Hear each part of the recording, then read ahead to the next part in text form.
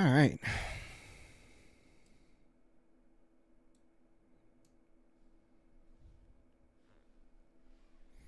How's everyone doing this evening? Hopefully everybody had a fairly decent trading day.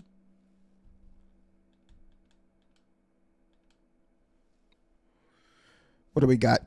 About 4 or 5 minutes before the Asia market opens here.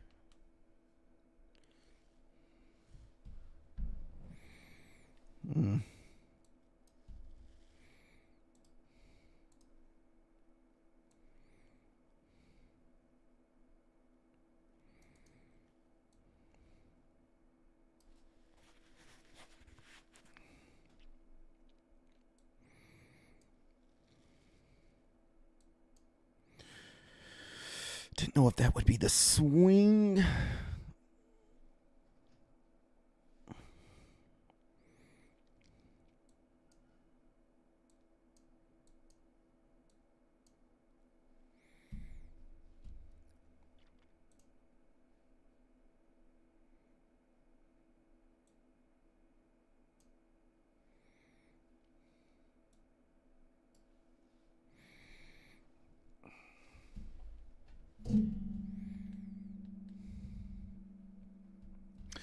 Got about 3 minutes before the Asian market opens. We're just kind of waiting for the Asian market here.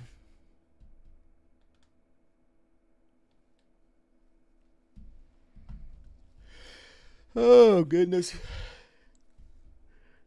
Woo.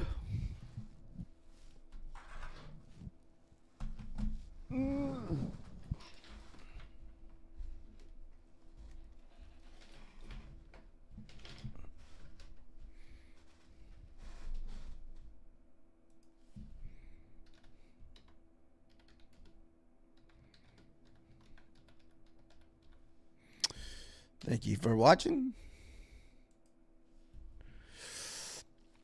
Hopefully we can find an entry here. Hopefully we can kind of pick the right direction we're going today and put on a trade and watch it run.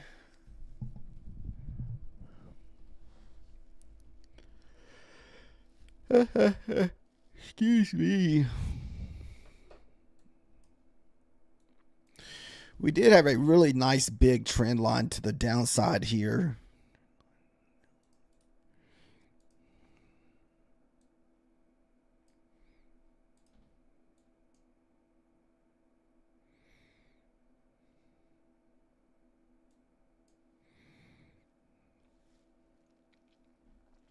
I'm going to try to wait for the opening before we look for entry.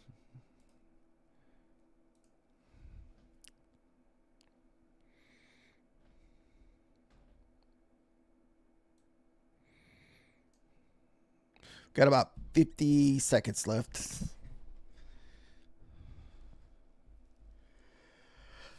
And if we can stay under the New York PM, we'll look for low, but I really like us to get back above it, or even wouldn't even mind seeing a pullback down into the 25,000s. Like get out of the hundreds and get back down into the 25,000s. I just feel like we could possibly run all this trend line liquidity back down here to the 40s.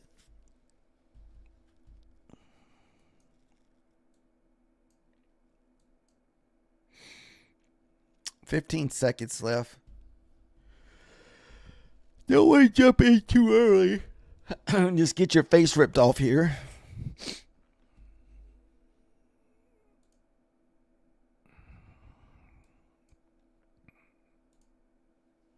All right.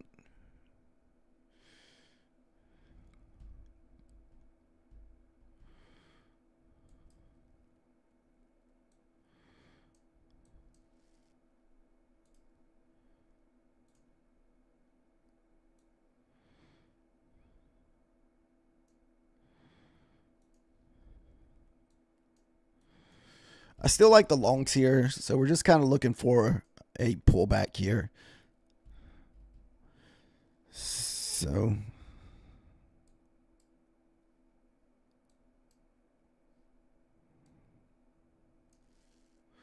mark out the different levels.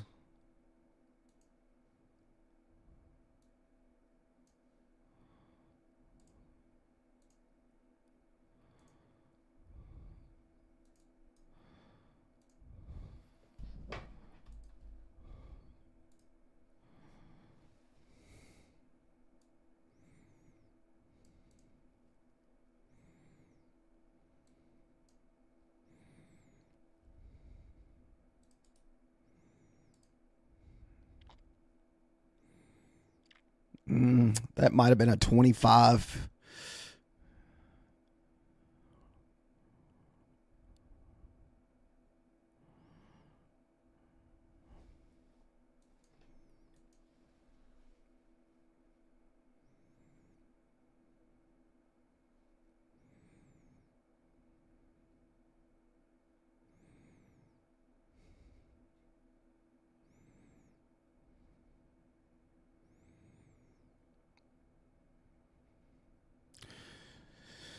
Probably a lot safer bounce off of that 25,100 here. If it cannot get back above 17, that just means that we're going to probably end up going to the downside here.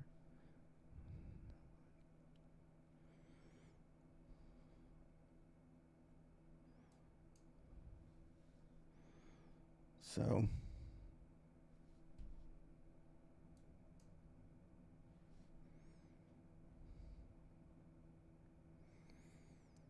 17 is a very key level for myself.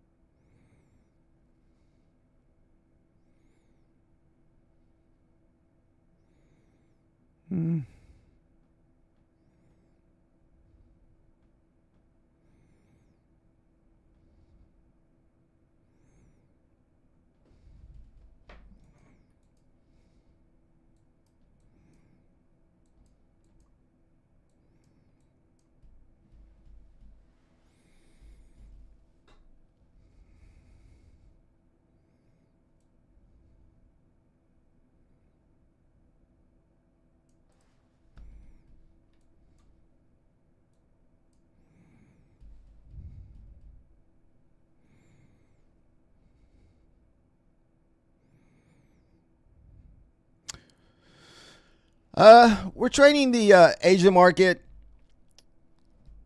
We're trading the MNQ micros on the NQ.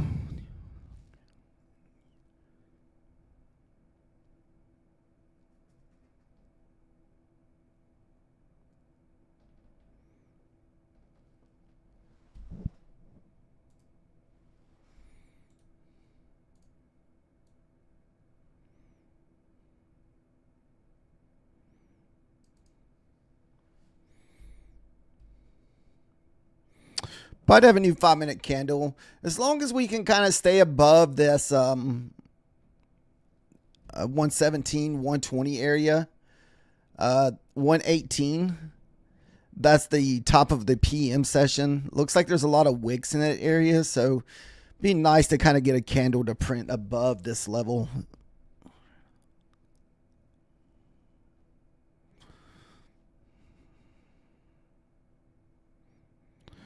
Kind of struggling to get through these 25s.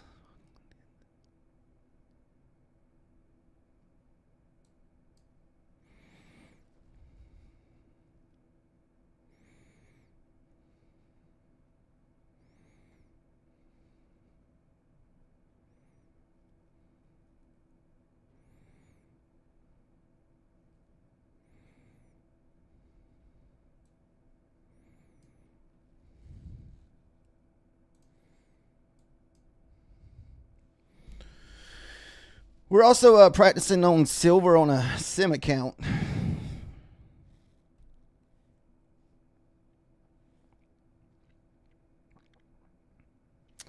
We're trading inside bars on silver.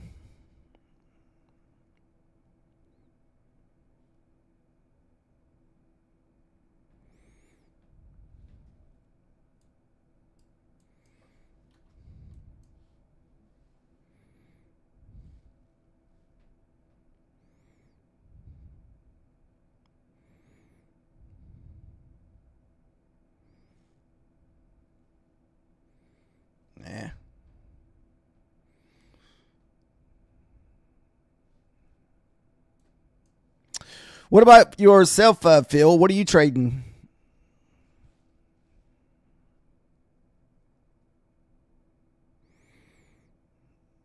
No, don't make me beg for that first 10 points. We are trading micros on the NQ. Pretty much snail market. I mean, we don't try for anything big. You know, try to make 50 to $100 or something on an eval.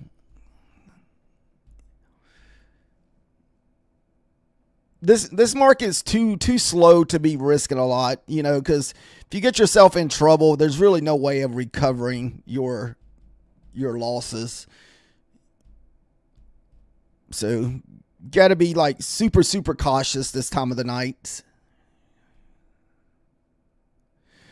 I'm new to trading. I've been trading a Forex. See, I've never done Forex. Yeah, I couldn't tell you a whole lot about the currency.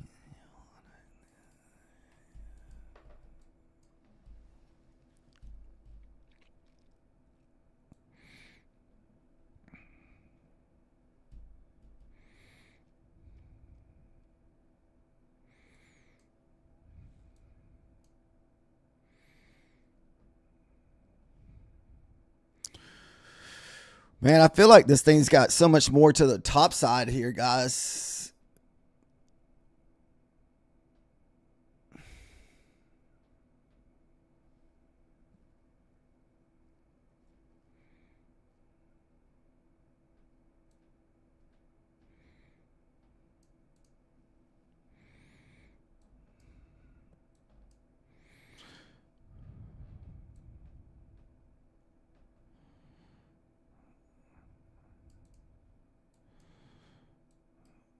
All right.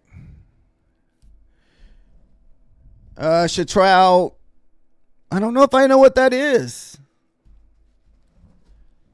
Let me Google that real quick.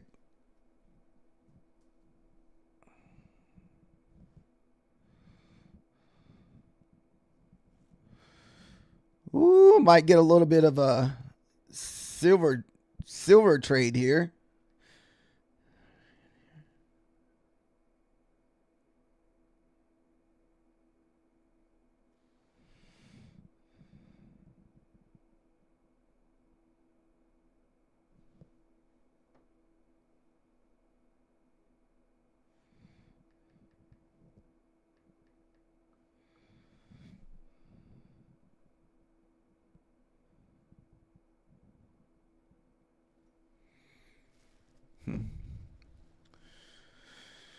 All right, got a little inside bar.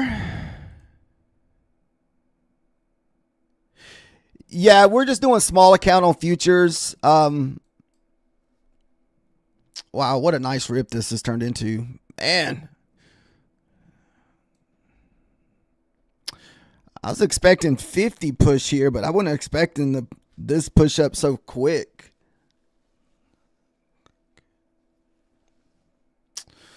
All right, here comes a new candle.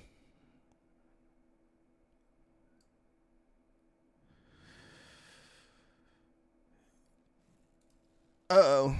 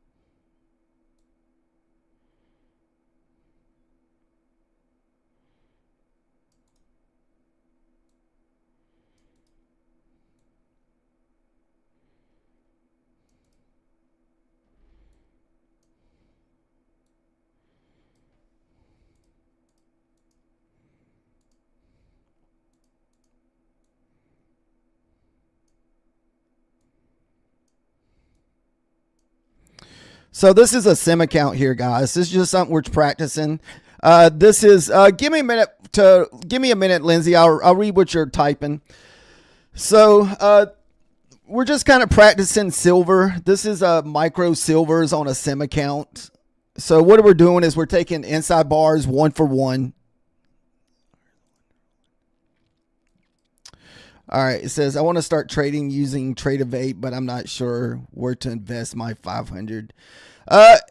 If I wouldn't personally put none of my money into to that, Lindsay, I would just go get you a prop firm account through like Apex or something like that to start practicing before you put that much real money in there. Because you can start out as little as like $20 and learn how to trade. $20 a month. Then putting your $500 in there.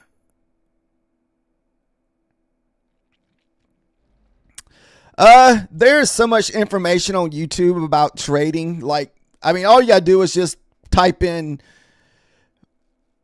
but there's just so much of it. But it takes a while for everybody to kind of get their little niche down. I mean, I've been doing this for a few years, and it really took me a few years.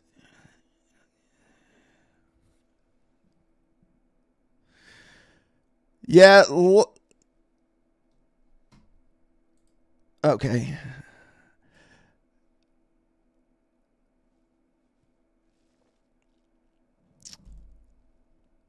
Uh,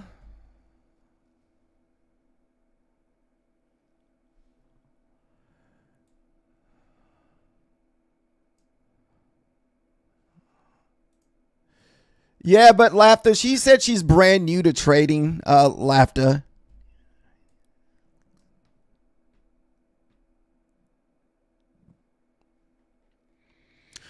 Wow, look at this silver trade. We don't have an account to trade silver. That one silver move that we just took on this on a sim account is for $525 for one micro, Latha.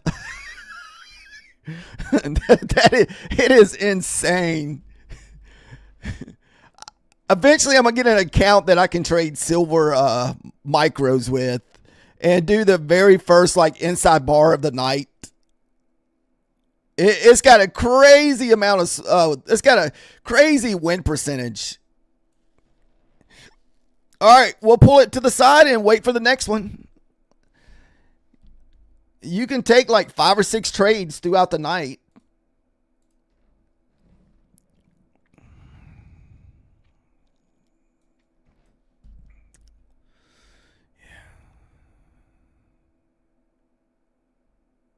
Yeah, yeah, that's what kind of what Lath is saying. Get small accounts, something that's gonna cost you like $20, and trade micros.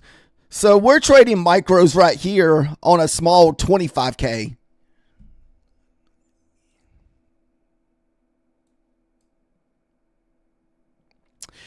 Yeah, I have a Discord. Let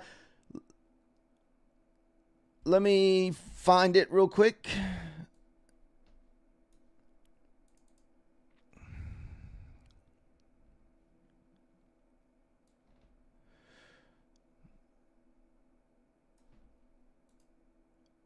Man, did we leave a lot on the table there on the silver?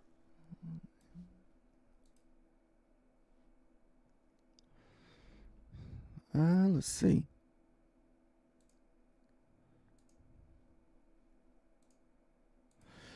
Give me a minute.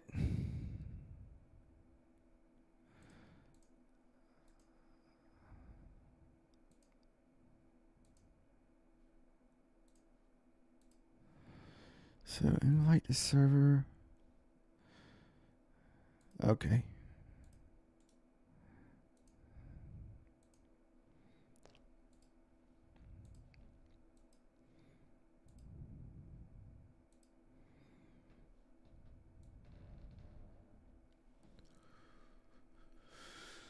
All right. So we're also taking these. Oh, I like the way this is making a little idiot box here.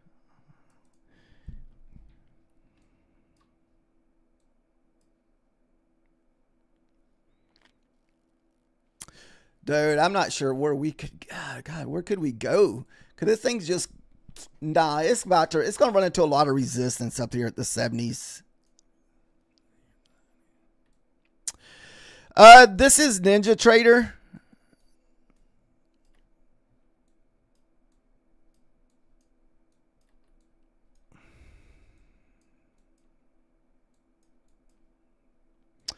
I'm trading Bulinox. So Bulinox is another cheap company that you can use if you want to learn trading. You can pick up right now. You can pick up their evals for like $15.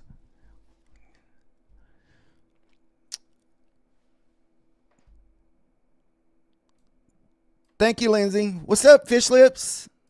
Dude, we're about to bang out a 25 to 75 trade. Like a nice 50-point banger off the rip, man. Like we're like, damn, what else do we do the rest of the night? Now we're just gonna be kind of just hanging out.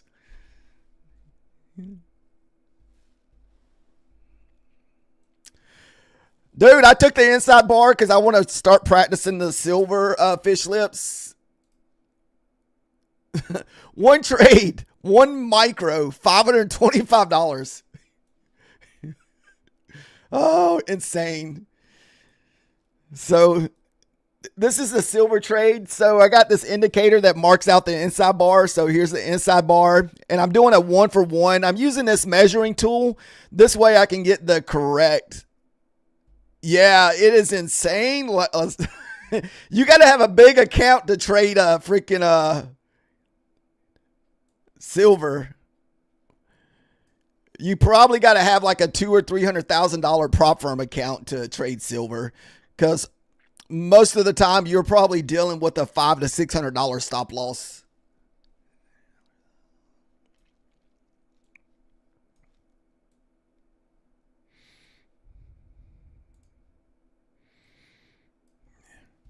Yeah, I know. I saw that in the Discord. You had a huge day today, man.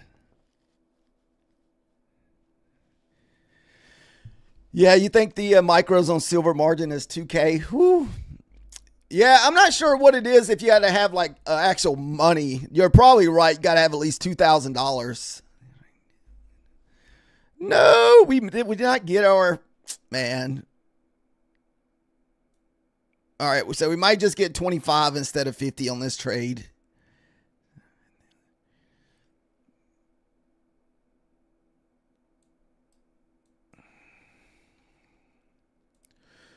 So we could look for a possible pullback to probably here. It'll probably pull back, retest this area here.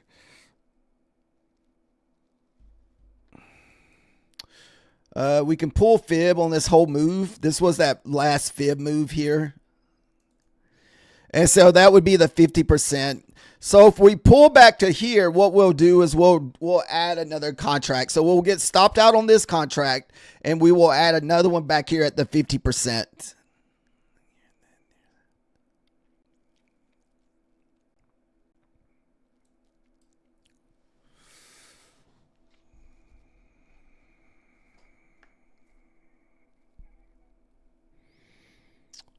Yeah, it looks like we're about to get stopped out. It looks like it's also creating a little bear flag here, little trend line.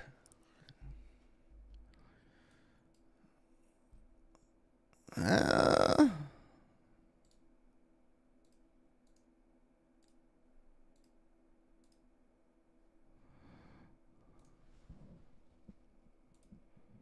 can't see.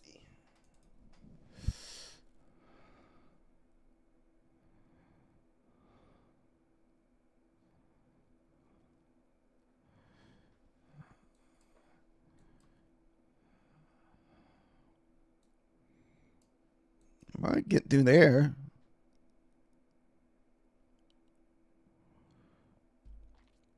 I don't know. You think we get the 25 bounce here?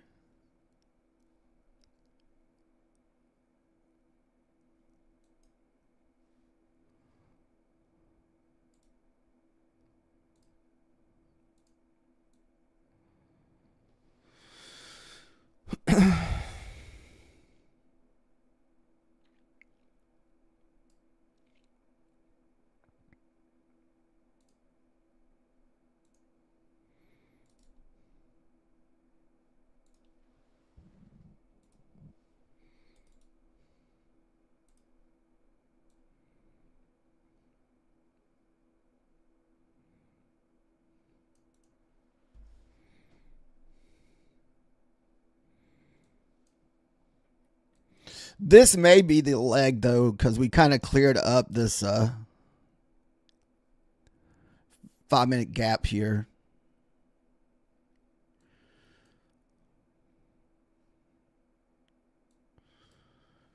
I want to see if we get a 25 hit here. I really don't want it back below probably the 20 level.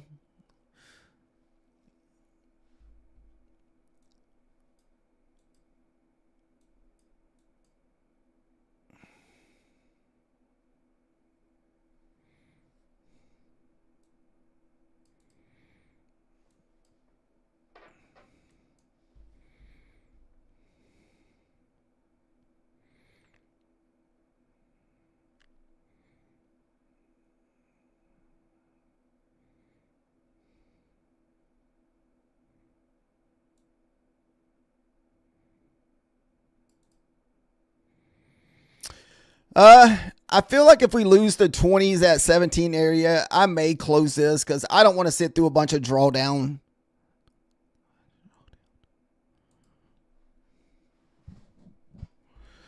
That 17, 18 is kind of my line in the sand.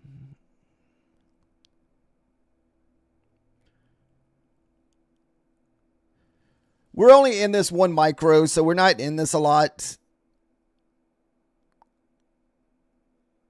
We're losing that area that I don't want to lose. It's that 16, 17 level.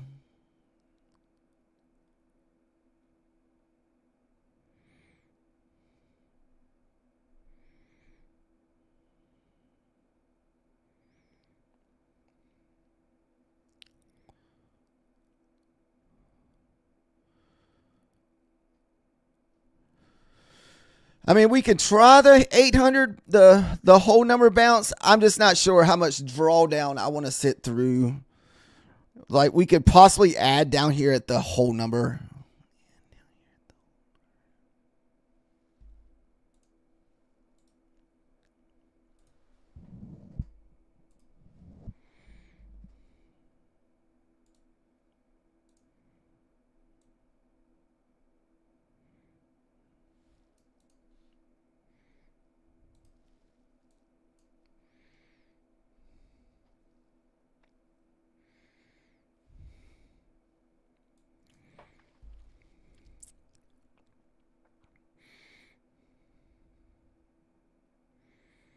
Uncle, can I give you 20 bucks?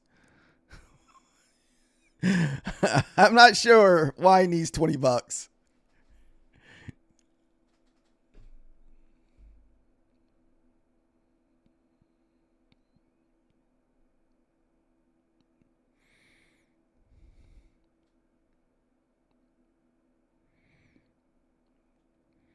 All right, about to have a new 5-minute candle here.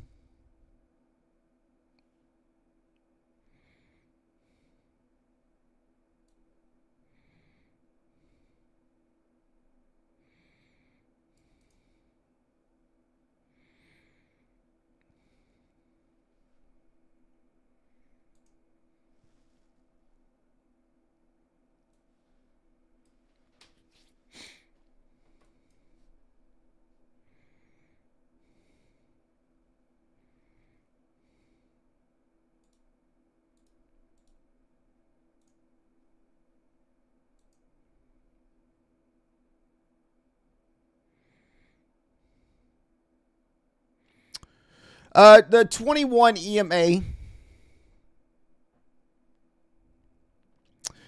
Yeah, it feels like we're going to be moving back down if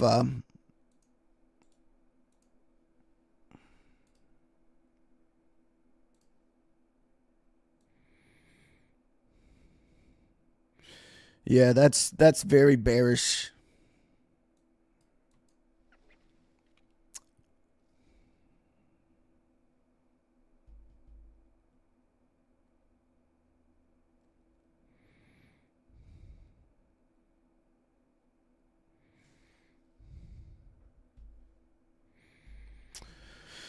The 100 is going to be my last level to hold this. If it breaks the hundreds, we'll do one ad at the 100. If we don't get the bounce off the 100 here, we'll close the trade.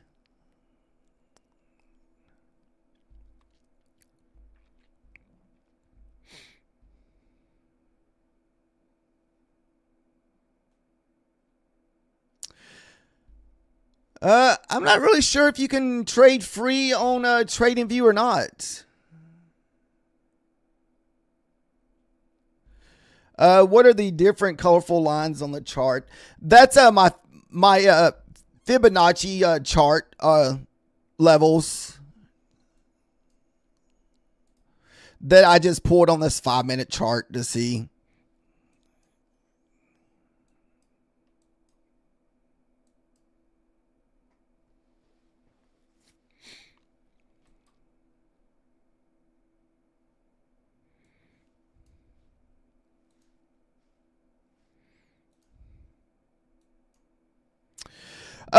It's kind of like a percentage type thing.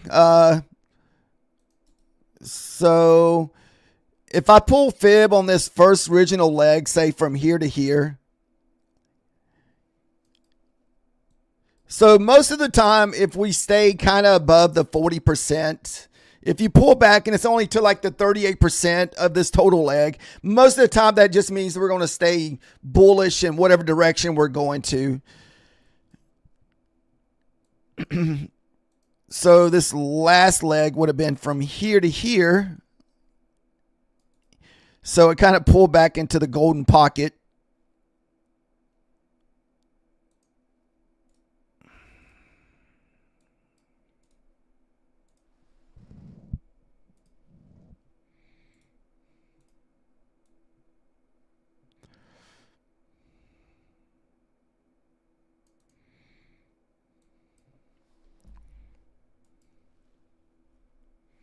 Camera's in my way on my charts.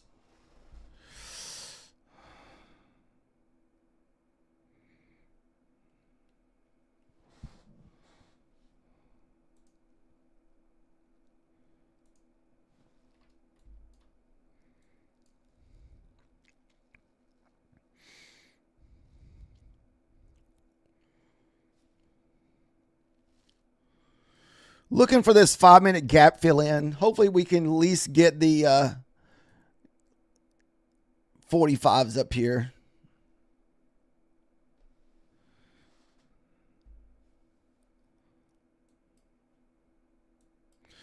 We should get it. I mean, we already kind of broke through.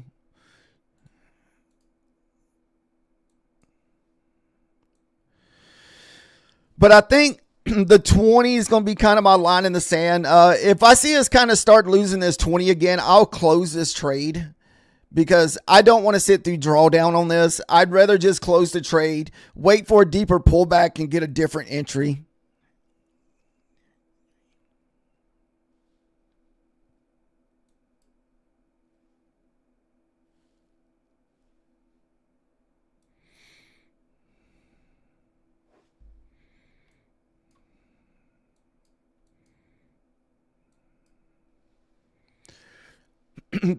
Fish lips, you long too? Oh, come on.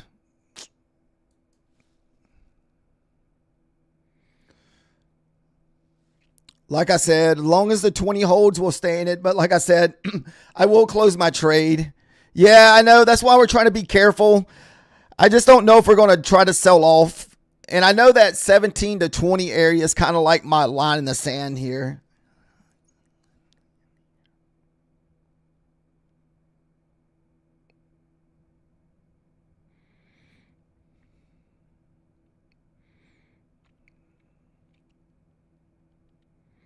Yeah, I'm looking for that gap fill in. That's what I'm looking for. That's why I got my order sitting at 145 to close out.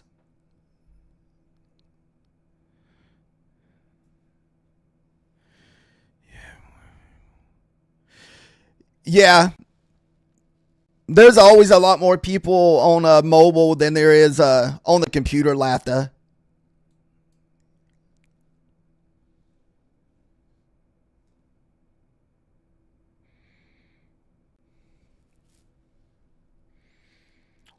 Only about 5 more points. Come on.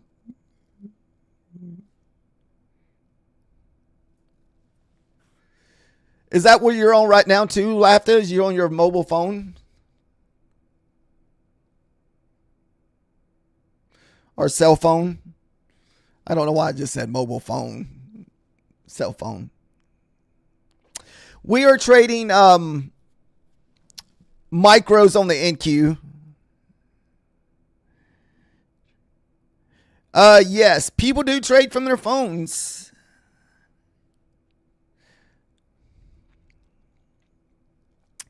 I've never done it, but I've heard of people being successful doing it, but I don't really know where to begin to do it.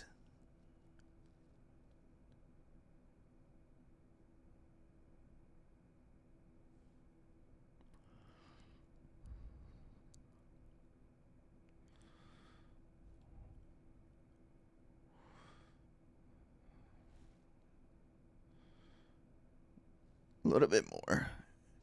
Yeah, it's very much. Okay. You can do it on E-Trade. We're doing good, Skew.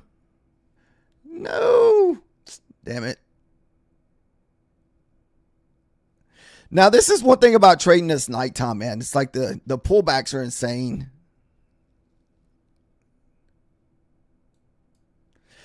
I got my cursor sitting on the close button because I don't have my stop loss entry on there.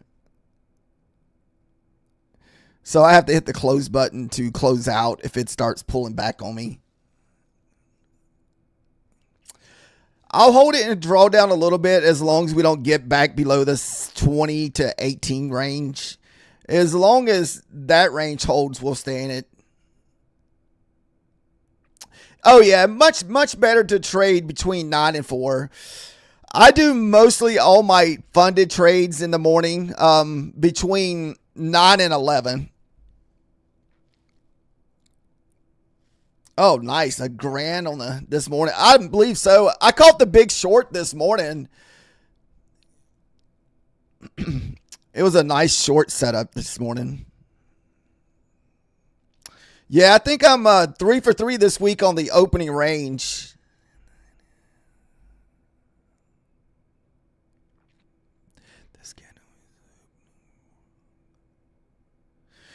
Yeah, definitely the opening for Hong Kong.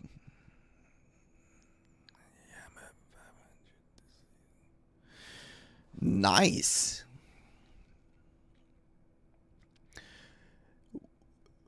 You're up $500 for this evening? All right, about to have a new 5-minute candle. About 10 to 9 seconds left. Wow, that's pretty good in the Asia market. Man. That's pretty good, Lafta.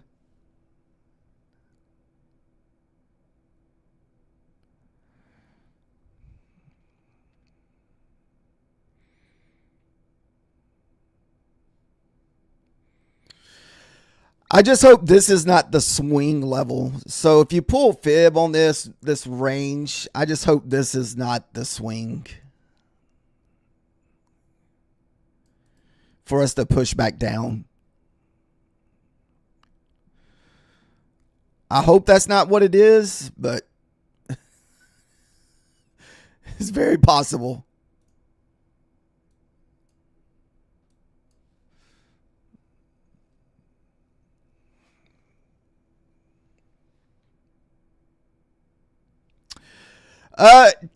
It depends on if you're trading real money or if you're trading prop firms.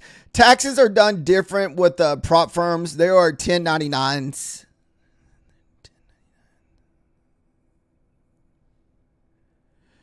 If you're trading money, it's capital gains tax.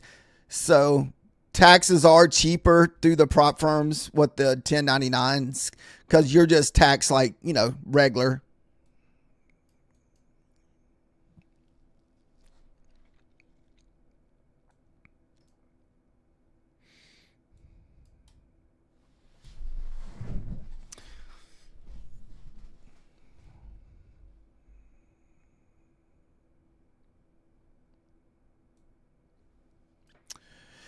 Yeah, most people that's been trading, I mean, I'm not gonna lie, it usually takes 1 to 3 years to really get comfortable trading.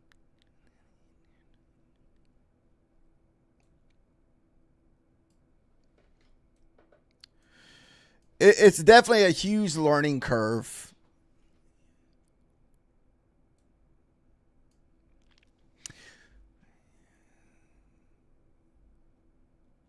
Yeah, it's expensive to learn also. That's why I always recommend the cheapest evals you can find if you can. If you want to trade valuations, look for like $15 evals.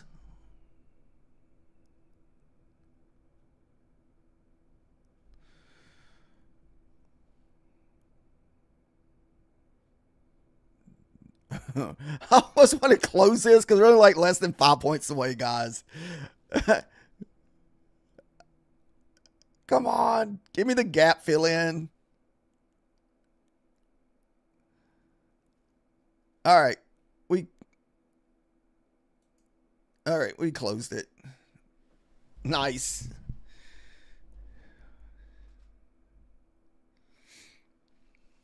The 60-40 rule helps you with the living money with trading.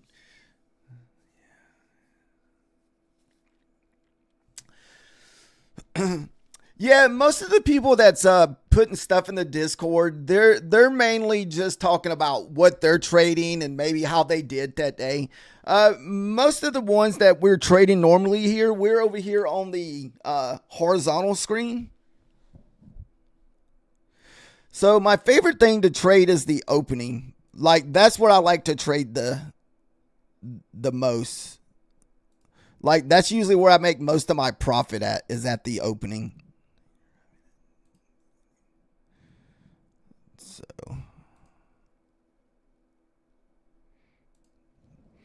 let me see if I can find it here.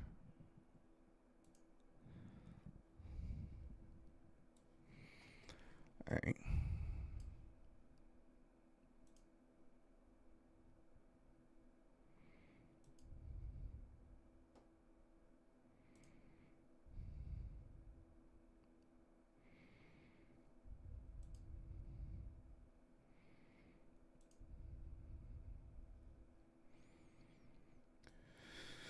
So this would have been the trade from this morning. So basically what it is, I knew we had all this consolidation on here. This is also 50% of the hourly candle. So all these squares right here on my charts, this is what my charts look like in the morning. They represent a hourly. So this is 1 hour, 1 hour, 1 hour, and this is a 4-hour candle. So usually see that purple line that I already have sitting there. We're looking for 50% pullback of the previous candle. And once I saw that 50% hold, that's when we start raising our level to try to get short. So this would have been the trade from this morning.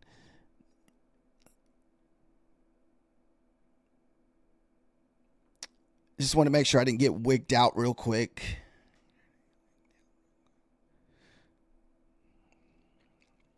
Because it's super volatility in the morning. I mean, it's like insane volatility. I think the last 3 mornings we've been taking anywhere between, 50 to 70 points. I mean, we sold off forever this morning.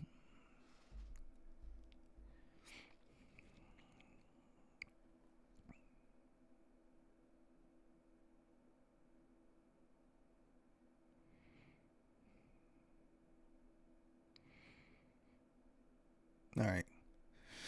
Unfortunately, we did leave a lot on the table. As you can see, this thing just kept going and going and going and going. I mean, it's been the same thing the last couple days. So my favorite thing to trade is the opening. And even that kind of took me a little bit to get used to trading it like that. So what I'm doing is I'm using all of the, like I said, let's see here. We can kind of go back and look at it. So this would have been your this morning setup here. So if you move the fib, so what I usually do is I pull the fib a lot of times. I start out, this is going to be my short and long entry, this 15-minute candle. Then a lot of times what I'll do is I'll pull fib on the previous 1 hour candle, and that's what this square is. So just pull fib on it. Mark out the 50% of the candle.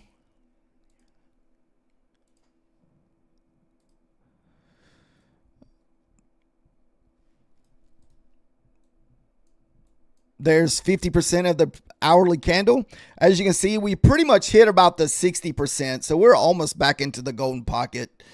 But I was short bias all the way this morning with this. So as this was pushing back up, I saw it was struggling. And then this right here is what I use for my entries. The 15-minute candle is for my entry. So 4 hour, 1 hour, 1 hour, 1 hour, 1 hour. And this right there, this whole candle right here makes up a 4 hour candle.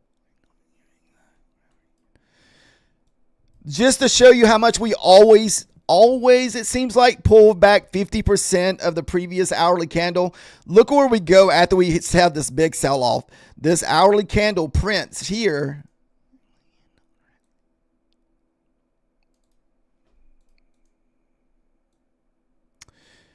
Back to the 50, 60% before we sold off again.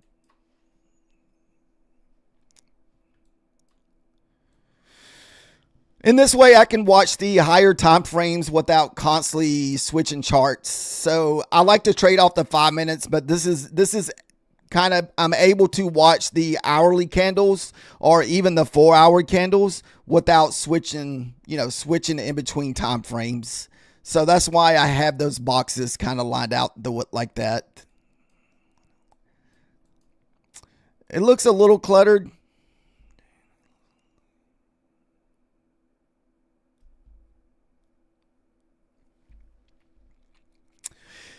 Yeah, like I said, we got a pretty good run on the on those opening trades.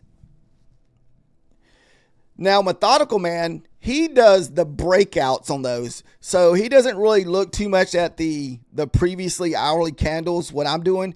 He's just strictly mechanical, set the order at the bottom and watch it explode out. Did I miss a silver trade? Nope.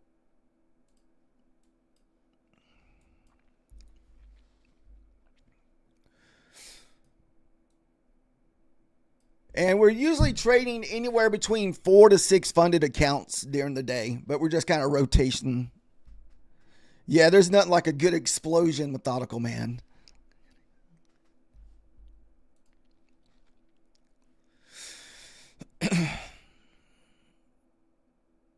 He's really the mechanical man. Yeah, he likes those mechanical trades, laughter.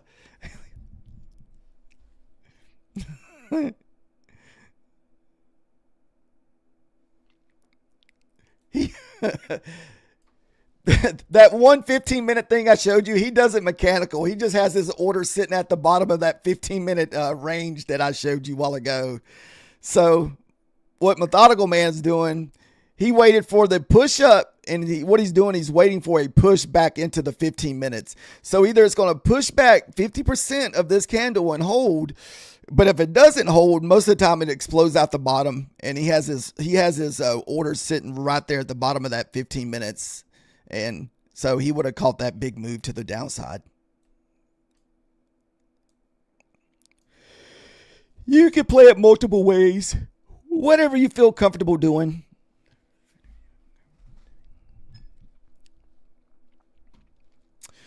Thank you guys for the likes and views tonight. Thank you guys for chatting. So like I write, there's not really a lot to do right now. So we're just kind of we're already out of our trade. I mean, we're only been trading one micro. We're up $100 just trading that 1 or 2 micros. We're also trading silver on a sim account. So what we're doing is we're trading inside bars on the silver, and this is for practice. So anytime you see a little bitty blue candle, that is a inside bar, and we will pull a 1-for-1 on it. So wherever it breaks out, we'll get long, then we'll pull that 1-for-1, and that's where our target will be. So I don't really have an account that I can trade silver yet. Maybe later down the road. I kind of want to practice this a little bit before we decide to do it, because you got to spend a lot of money, because the evals for those accounts are probably $100+ to, because you're going to have at least a $200,000 prop firm account or something, because the margin, how much margin you need on these silver trades. So you got to think, just this one little trade from here to here with one mini or one micro is $500. So you would have had to have a $500 stop, a long with a $500 take profit, 1-for-1. So just this little trade from 88,500 to 88, I guess it was $500. So what is that, like $10 a tick? I'm not sure. It's kind of my first time really messing with silver. But apparently the inside bars play really well between the opening until 9 o'clock.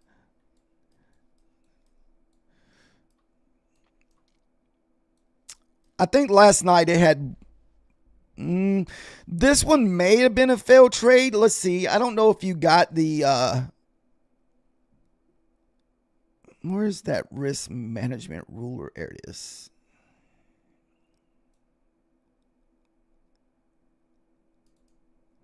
Yeah, so that one would have been a failed trade. But the rest of them were winners. See? Winner, winner, winner. We would have to look at that one to see if it was a winner. That might have been a winner. Let me see. Let me check that real quick. I think I might have it as 2. Nope. That's a 1. I just want to make sure I had it saved right.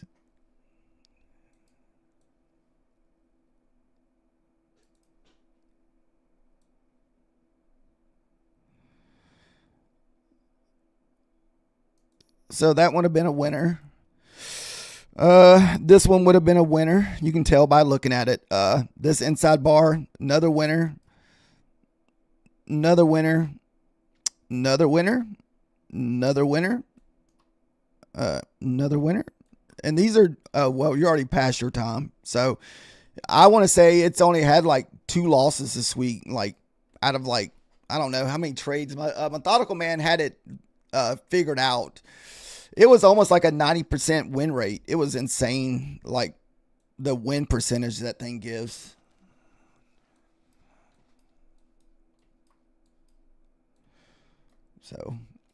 So if you see me slide over to the silver, that's what we're doing. But it's not on evals. It's just on a sim account because we're practicing.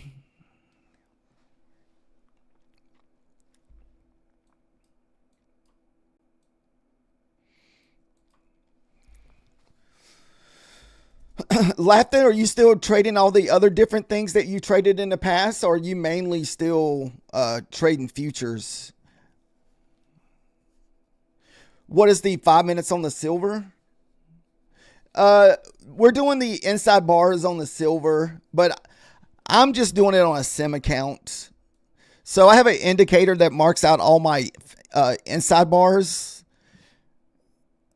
And then what you do is you just take wherever way it goes out. Oh, you settled on the NQ. So you're trading minis only?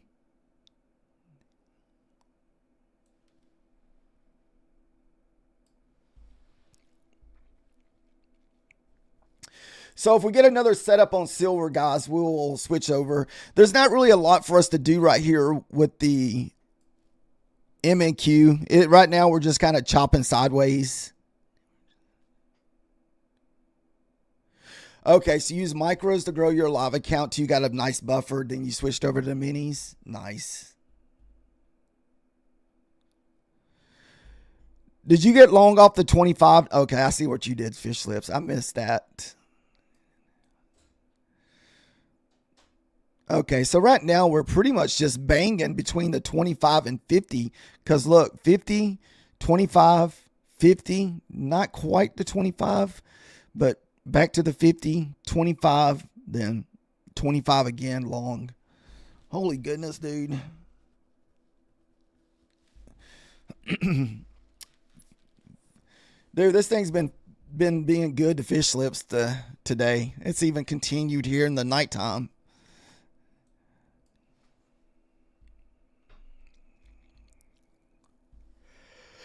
Oh goodness.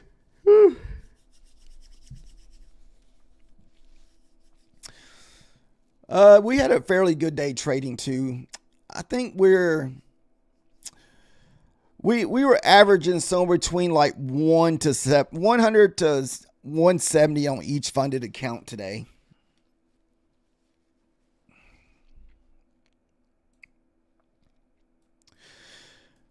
I've also been taking trades on Rico Candles alpha. Let's see. Indicators. Let me take all this stuff off so you don't have to look at it here.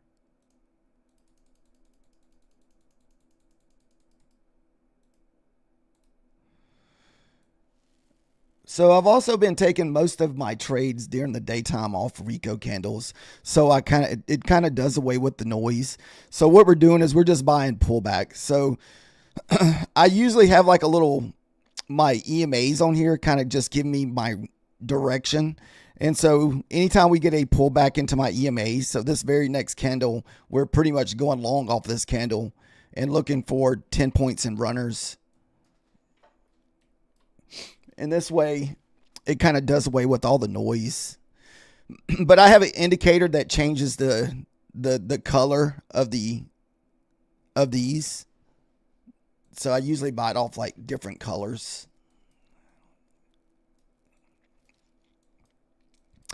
And it takes 3 candles for 10 points.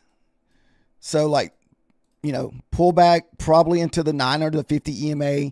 This candle would turn yellow. Then as soon as it turns yellow, long. Same thing. Or the cleaner ones, if you can just find these right here, also get kind of marked out. In a lot of times I just look for these type of pullbacks too, because this is just kind of retesting the 9 EMA as it's following down, and we'll get short. So if you're watching me during the daytime and you're wondering like, wow, why is that entry like in a weird place? Because it'll pop up on the 5-minute, but I'm over here on my charts and it's just mirroring my charts, and it's just copying it, even though I see it differently than what's on the 5-minute sometimes. If you're ever wondering why it looks kind of weird when I take my entry sometimes.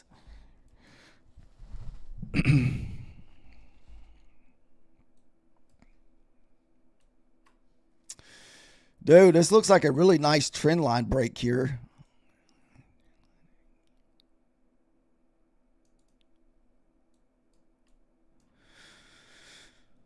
Or this could just be the swing back if you pull fib on this leg here. So what you want to do is to see if this is going to hold. If this is kind of give you an idea if we're going to head back up to the top side here.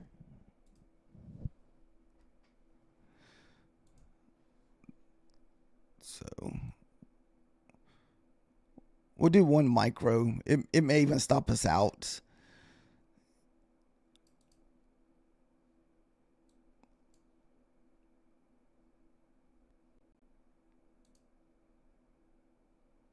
I'm just going to see if that's going to be the leg right there.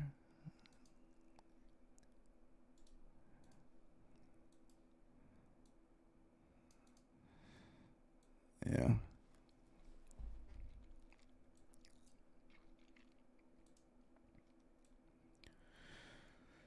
Kind of short bias if we break this 5-minute trend line, though.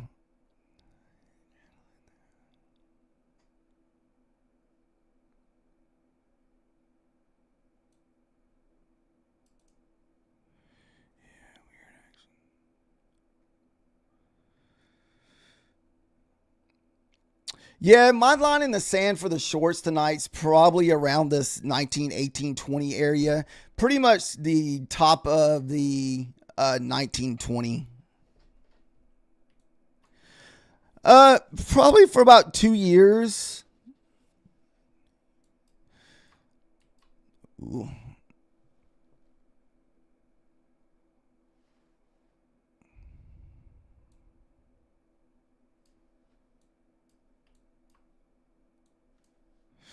I didn't check my silver. No.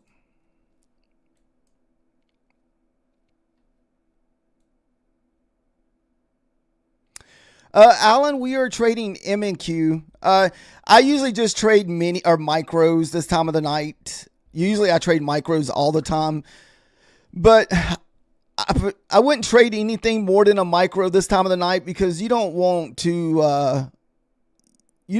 this to just wreck you at this time of the night, because sometimes this movement's not very strong, and if you dig yourself in a hole, it's really hard to get out at this time of the night.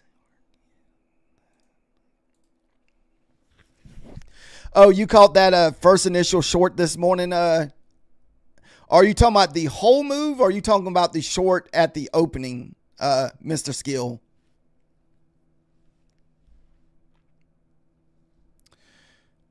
Okay.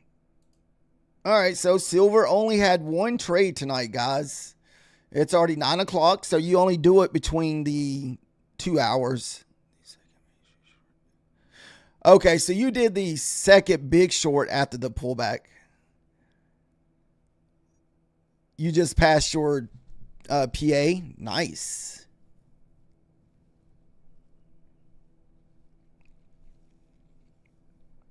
Who's your PA with, trade?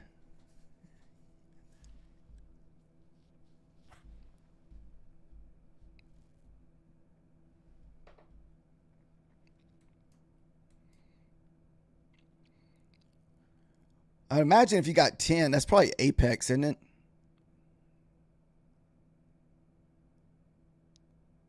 Or is I just past my 10th PA?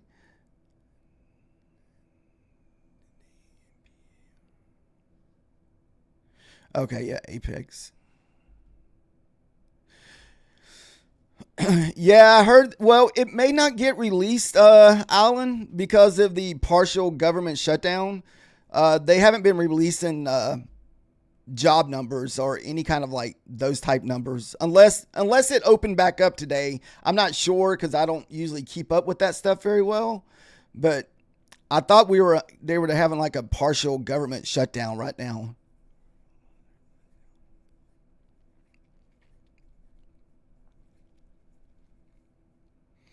Yeah, my PAs are split between Apex. So we have 4 with Apex and um, 4 with Bulanox.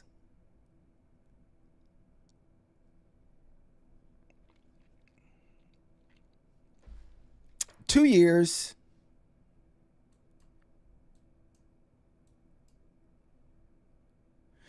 No, I've never done a lot of with the crypto, Alan, besides just buying it on like Coinbase or something like that to hold.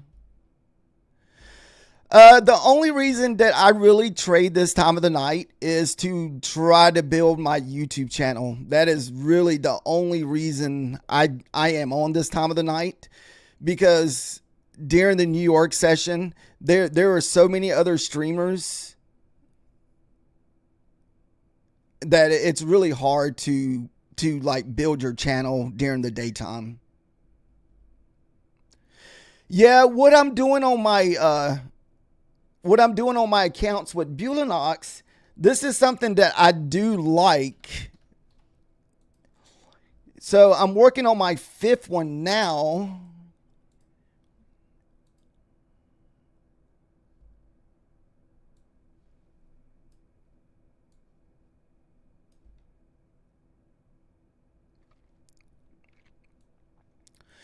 That you can pass them and have 3, and the other ones are just sitting and pending, where you don't have to pay for them. They just sit there until your account gets to the threshold.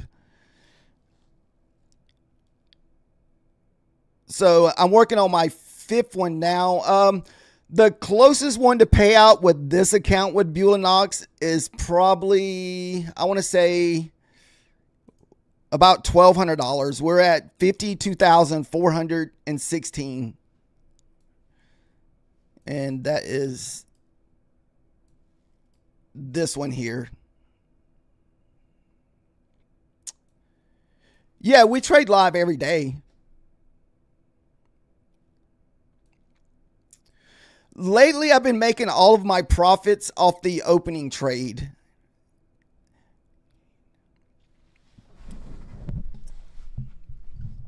And that's only trading usually, yeah, we trade live accounts. Well, live funded accounts. Most of the time we're trading 4 or 5 funded accounts. I don't trade no kind of cash account. So we trade funded accounts mostly all morning long.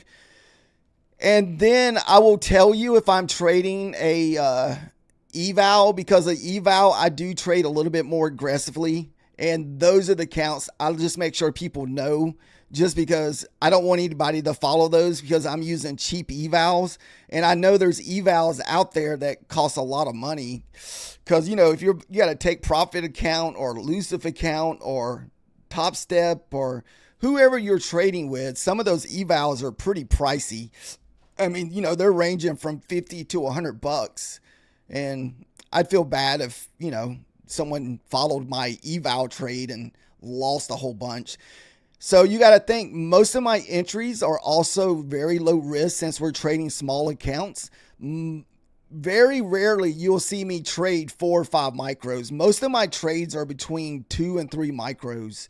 So most of the time what you'll do is you'll see me pop up with 3 micros. And this way we can hold down with drawdown so you don't get stressed out.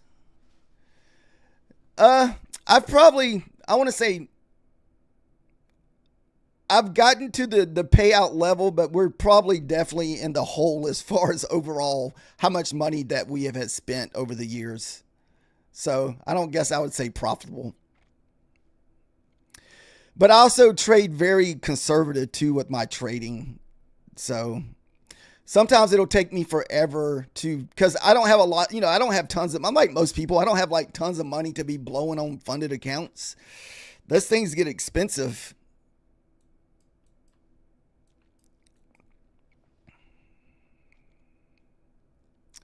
Right. I still work for a living. So I have investment rental properties. I still work for a living. I do YouTube streaming. Plus, I'm trying to make money like the rest of you guys through prop firms. So,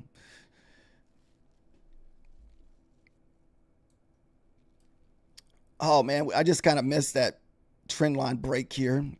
I mean, I hope eventually we can get to the point where, you know, the more money I can make trading or out of prop firms, the less that I would have to work, or, you know, I have more time to do whatever.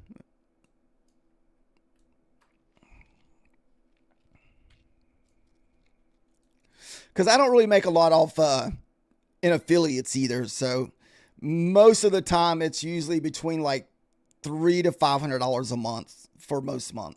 And that's usually very little compared to a lot of your bigger streamers where they're probably making 10 to 20,000 a month. And that's even a medium streamer. If you get into like the larger streamers, the ones that have probably like 20, 30,000 subscribers, I wouldn't be surprised if they're making 30 to 50,000 a month in affiliate money.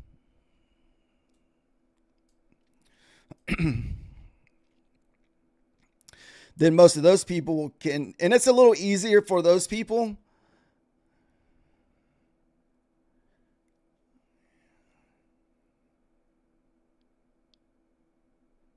The only way to make money is to live. The funded accounts, Jax, it's just pretty much a terms that they use with the prop firms. So with prop firms, you'll usually start off with a valuation, or most people will start off trading a sim account, and then they'll pretty much be stuck in evals for quite a while. Then after they get good at passing evals, they switch over to fundeds. And it really depends on what prop firm you're using and how much money it's going to cost you. So to me, I've always stayed with like around the Bulanox Apex because most of the time they're the cheapest ones to pay for upfront costs. Bulanox is a little bit more on the back end, but Bulanox doesn't. They're a lot less strict when it comes to the rules that you have to follow with some of these prop firms, with like drawdown, trailing drawdown.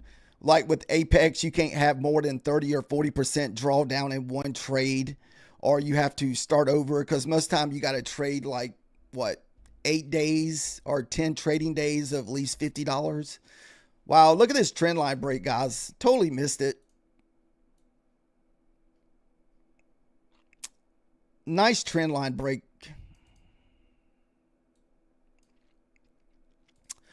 I started doing it because I guess my cousin introduced me to futures a little over 2 years ago, and that's through Methodical Man.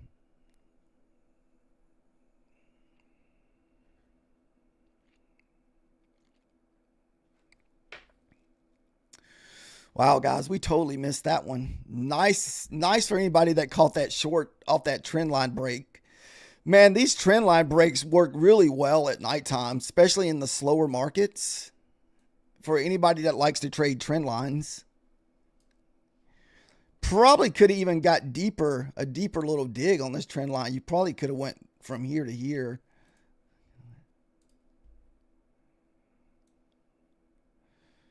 So that would have been your trend line break here. So how you would play this is once you break your trend line, you're looking for your next leg down, which is down here at what 30 to 50.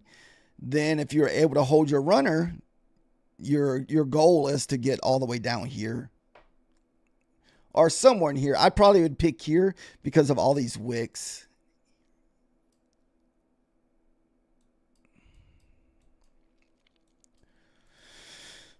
We still might be able to find. I couldn't really tell you what the best time to trade in Asia trades. I'm really not a huge fan of trading in the Asia market. I've only really been started trading Asia market since normally like consistently since December, back in December. I only usually trade the New York session.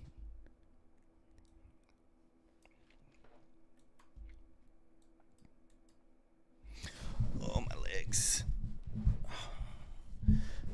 If we can get some kind of pullback here off to the 75 or move it back up to the 100s, we may try to short this.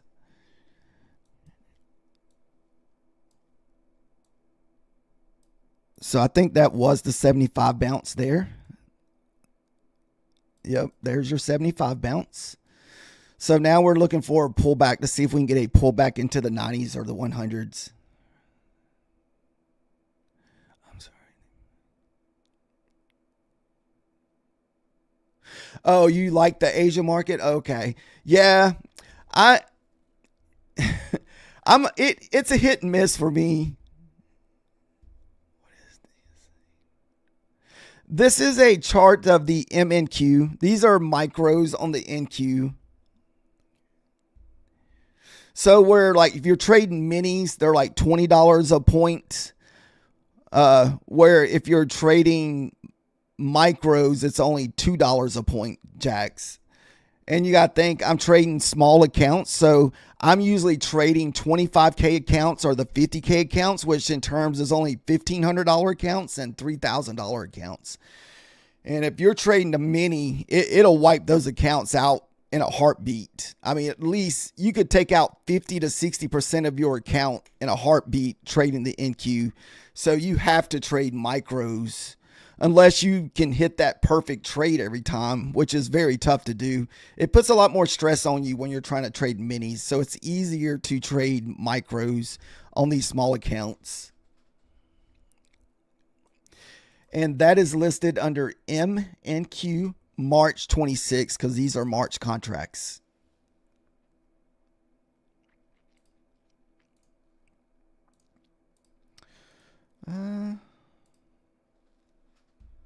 See.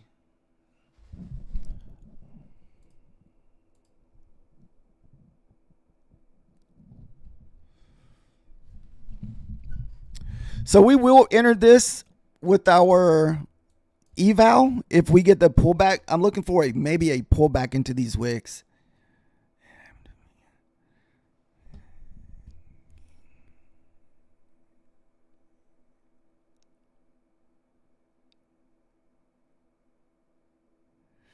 Oh, you happened to you doing the same thing there? Good, messing around with the minis.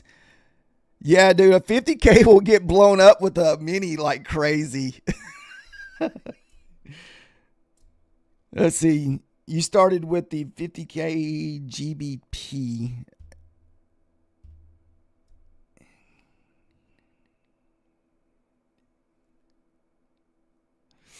Yeah, it'll just wipe you out. What's up, AACC? How are you doing today?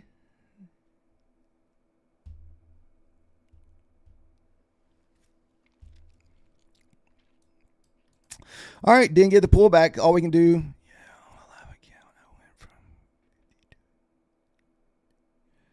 Whew. Went from 50 to 800 in a day and a half. Nice. That's pretty good.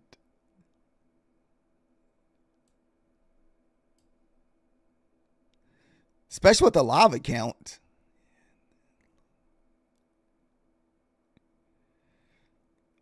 Then lost my money in recovery.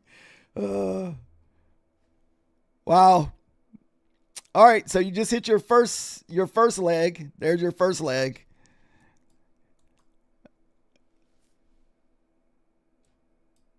Man, where could this thing go? What? 8? Dude, did we sell all the way in the night back down to 836? If I get any kind of pullback, guys. Oh, you blew your live account today? Who did you blow that with, friendly?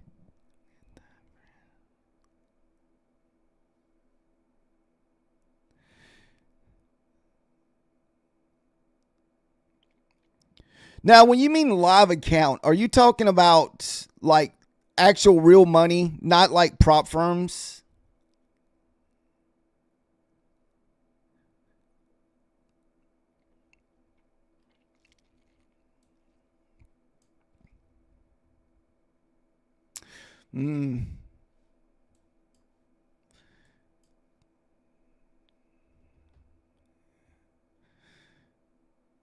Yeah, I think that's what he was talking about. He over leveraged.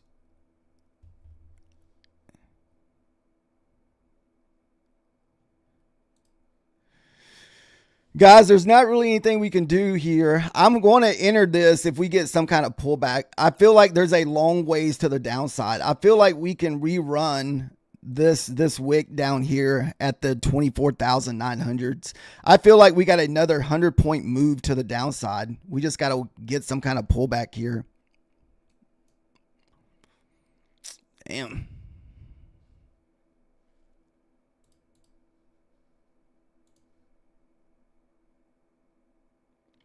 I hate that I wasn't paying attention when this sold off.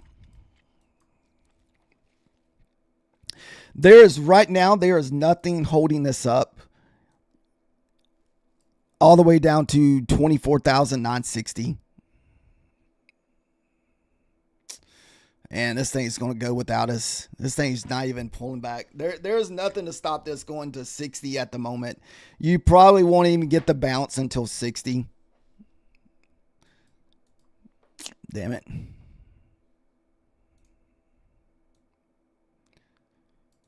All right. So the reason why I'm saying 60, if you look to the left, you'll see that you're going to have 1, 2, 3, 4, 5, 6, 7, about 8 wicks over here at the 60 level. That's probably going to cause you to have a bounce. Then maybe we'll get that pullback here. Then maybe we can look for the short because it looks like we may be trying to run it all the way down to the 880s. Or if you look for the low, 832 of the PM session. Or even the lunchtime low is at 783.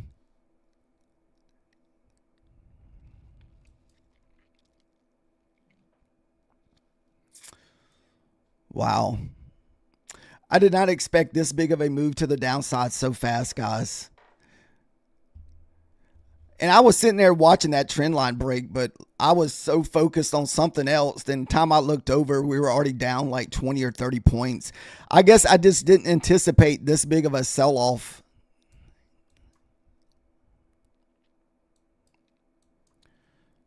All right, let's see if this 60 holds. This is kind of going to be the line in the sand for the bounce. You did get a 10-point bounce off of it. 20-point bounce. Are we going to get 30? Nice, nice. Look at the 60 level hold. It was a clear down train all the way to that 60 level, guys. There was nothing holding us up all the way down to 60.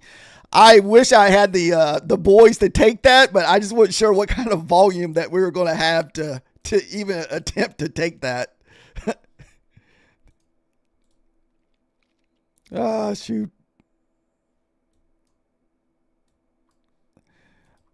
So we could also look for a 50% pullback.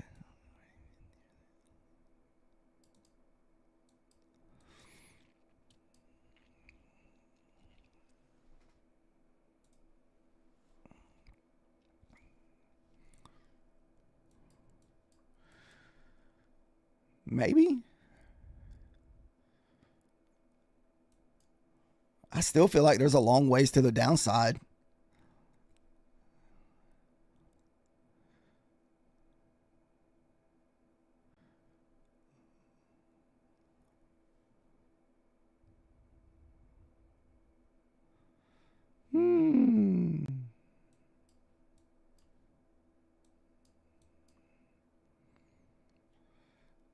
All right, so here comes the 30. We're going to probably move up to the 30 level.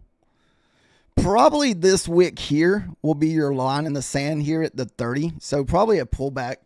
Yeah, this price action is insane right now, guys. I did not expect this type price action. I thought we were just going to be grinding lower and lower.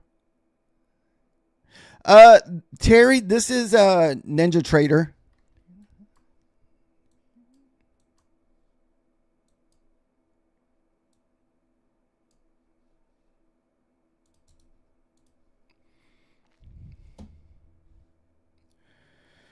All right, here comes the line in the sand. If the bulls are going to hold on or the bears are going to hold on, they need to hold this level here. So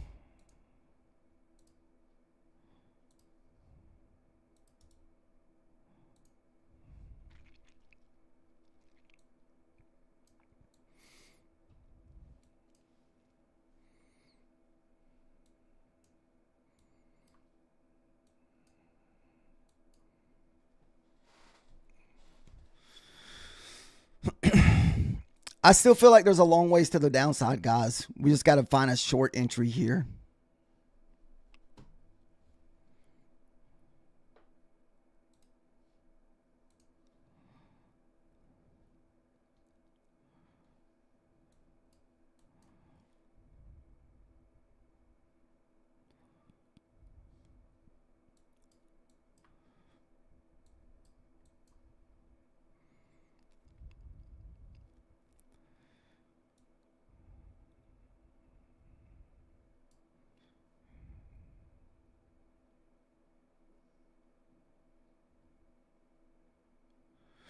Someone said the market sold into liquidity.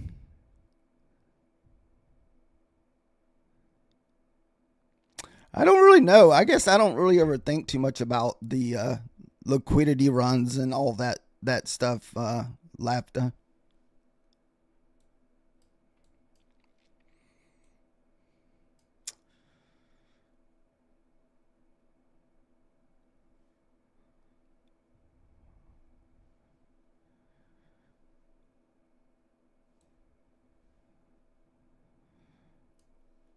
Wow, this is almost like a 100-point reversal, guys. This is just insane.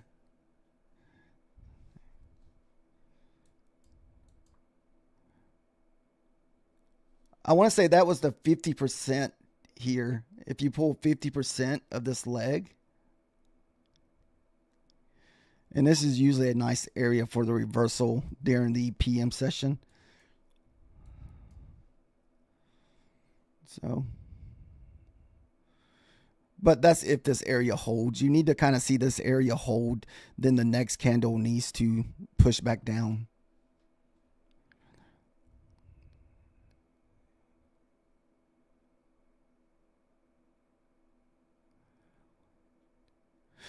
Ninja doesn't do payouts there, JC.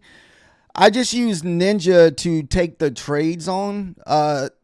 The money and the payouts would either come if you had a live account or if you're using prop firms. And I'm using prop firms.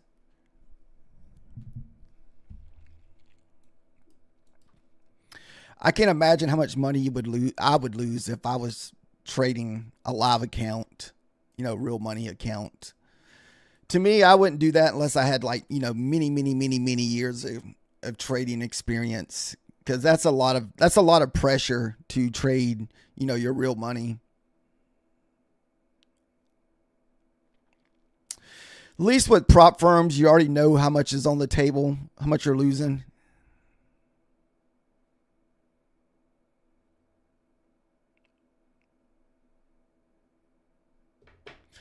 Dude, 100-point reversal in the Asia market is insane to me. I'm still looking for a short.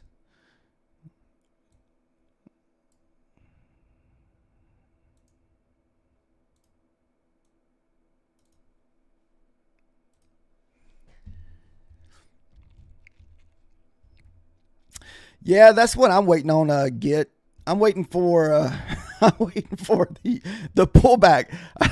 I'm waiting for an area we can find to jump in here.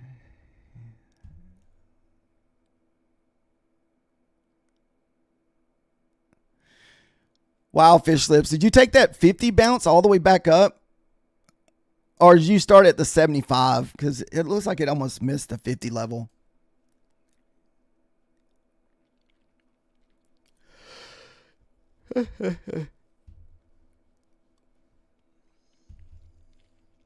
Thank you guys for the follows and likes tonight.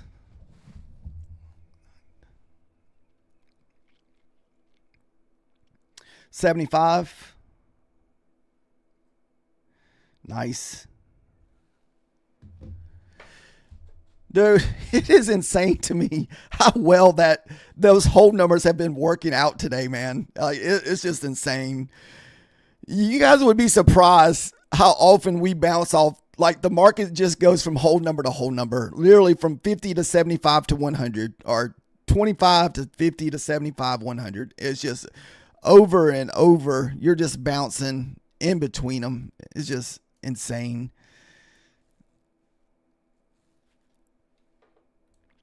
All right, here comes a new 5-minute candle.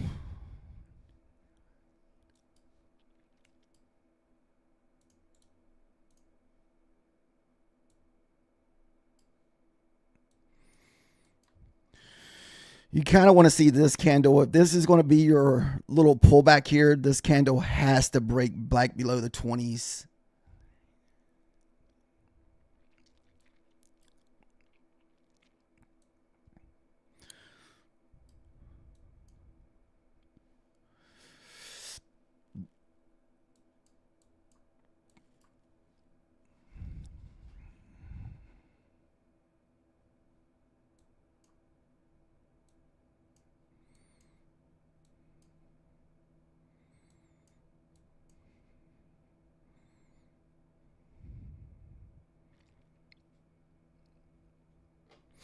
This is where we're looking for us to push back down, guys.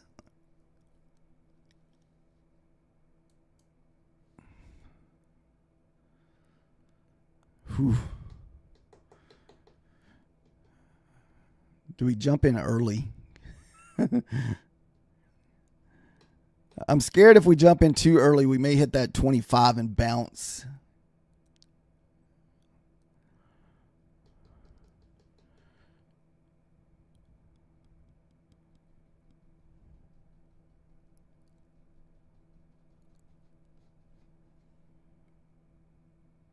The safer would be past this body.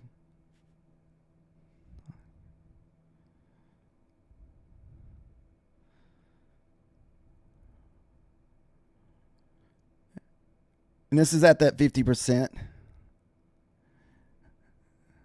Slam your whole account in the ETF on the Ether. Trying to get some folks to full port there. Get. Yeah, I would think that some of that crypto may be going back up, man, since heck, it just sold off a lot. How much did Bitcoin end up losing? I think I saw it today. It was like in the 70,000s. I'm not sure where it's at now, but it was down there to today or yesterday, wherever I saw that. Let's see what Bitcoin price is sitting at here. Bitcoin price, 72,000. Somebody did some rug pulling on somebody. I guess I didn't realize that Bitcoin was up to 125,000. Wow, that thing dropped $50,000. Holy goodness. Man, you know there's some folks that bought at the top of that thing.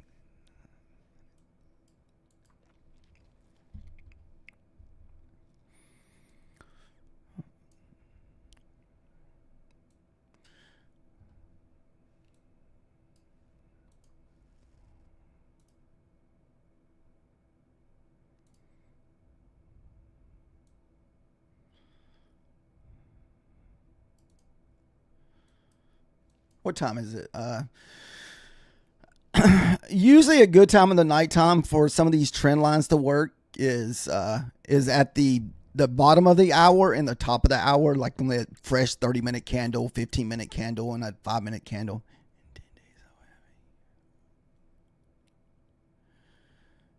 Oh, nice on the 5K.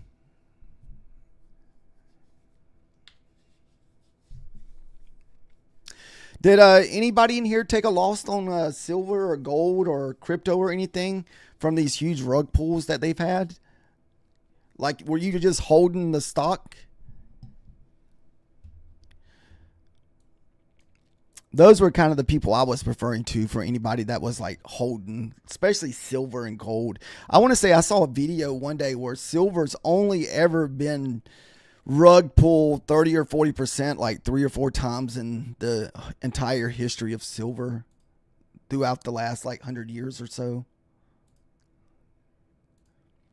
And then I think it took 13 years to recover those silver prices.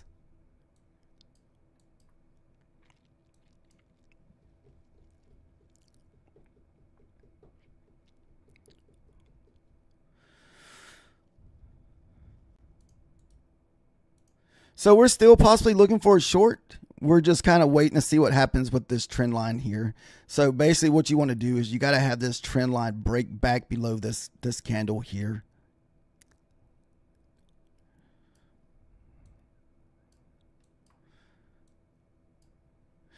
So it'll look kind of like what this trade was. See how we had this one here, then dump, kind of similar here, but on a smaller scale.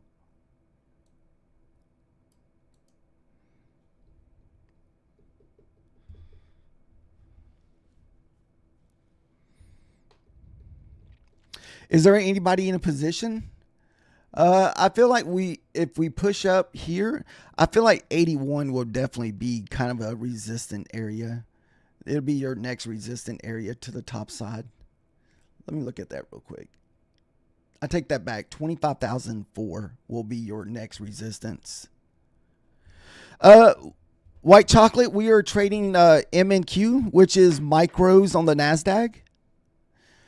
So micros are $2 a point, where minis are $20 a point. So we're trading small prop firm accounts, usually the 25 and 50Ks. And so this way, I'm usually trading anywhere between 1 to 5 micros, somewhere in there, depending on what the entry is. Most of my fundeds are usually 1 to 3 micros, but evals, I will bump it up a little bit more on the heavier side. And this way I can kind of like space out my entries or for my sells. So I'll take my first initial 10 or 20 points, and then I'll have a runner where I'm looking for like a specific level like either a low or equal highs or whatever. You know, it's different every day. Guys, there's been no pullback at all here, guys. This thing's just going straight up. So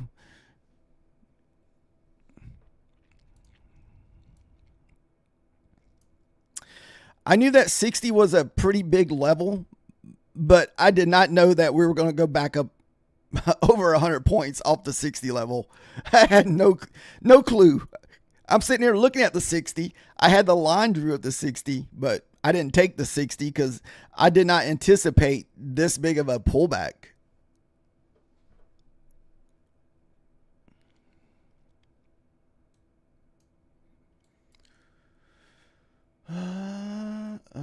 Let's see. I'm going to wait and see what happens at 25,103. That is definitely your key level. So that's where I'm definitely anticipating a bounce at the 25,003.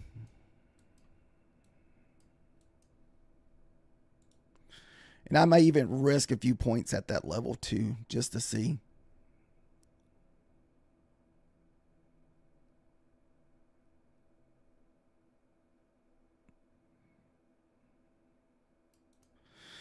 And my line in the sand will be the 16 to 18 range up at the previous day close.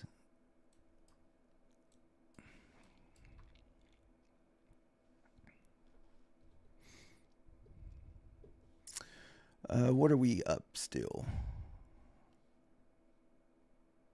80 bucks. So we lost 20 bucks on that one trade earlier.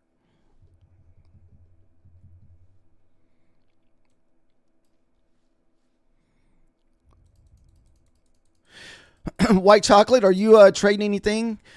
What are most of you guys trading in here? Is most of you guys trading NASDAQ or ES or gold, silver? It just seems like a lot of people are all over the place with their trading. So just kind of out of curiosity, what are most of you guys trading?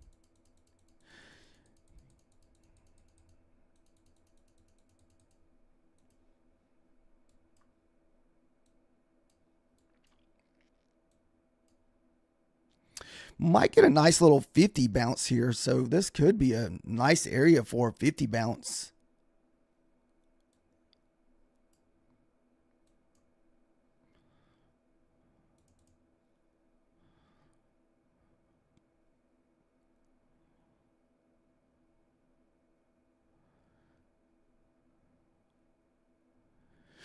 The NQES and the GCZ, what is that? I'm not sure if I know what the GCZ is, Mr. Skill. Is that gold? Okay, that's gold. Okay. I didn't know it had a Z in it.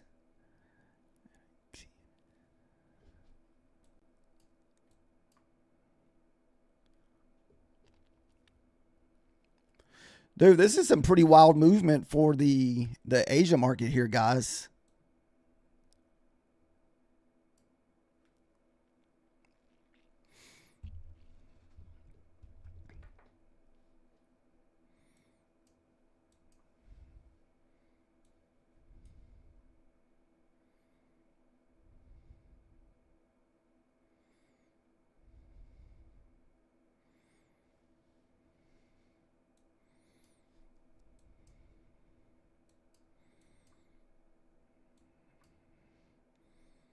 All right. Hopefully this thing doesn't explode our order here. We're just looking for 10 points in a runner, maybe back to 75 or even the 50 level here. We'll give it one hit. If we can't hit it on this first try without having a deep pullback, we won't keep the order.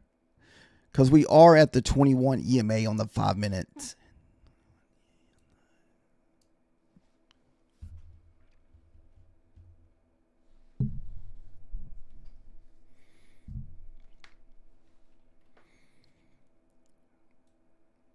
What did I hit? 95?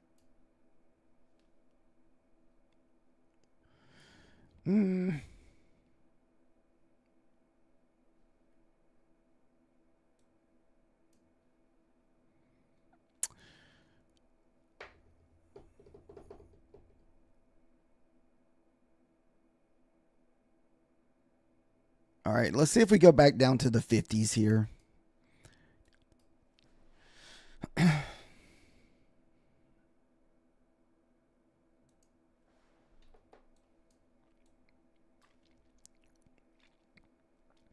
We're just trying to make sure we don't like get trapped in a bad long or short here. So we're not going to like sit through a lot of drawdown. So it's either it's going to go in a direction or it's not going to go in a direction. So we're just trying to save what little profit that we have. No, Mr. Mikey, we don't usually do the Forex. I don't really know a whole lot about Forex. But the only thing I know about Forex is that it's currency, and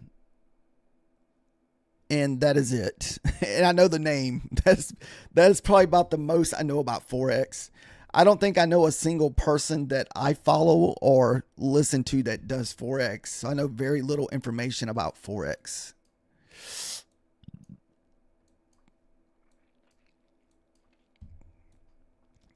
I'd probably be like most people that usually come here and look at futures, where you don't really know a lot about future. Not saying you don't, but I'm just saying in general, someone doesn't know a lot about futures. That's kind of me with the Forex. Dude, this thing's breaking out of this trend line here.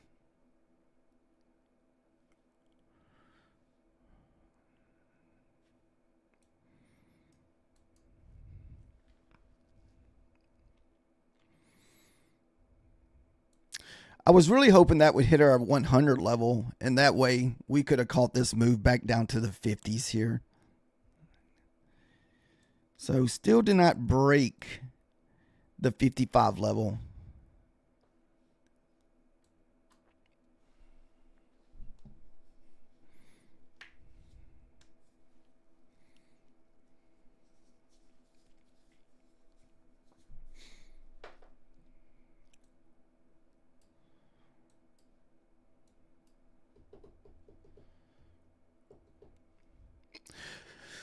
So guys, if my entries look kind of weird on my 5 minutes, I do take trades off of Rico candles sometimes. So they won't really line up that well with these charts. So if it looks like I'm in a weird spot on the charts, that means I've entered off the Rico candles.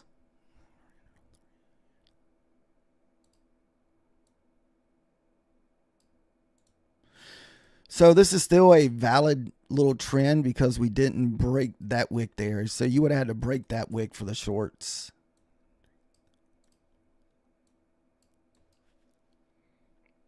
I think I'm still going to try the 103, 105 short up here.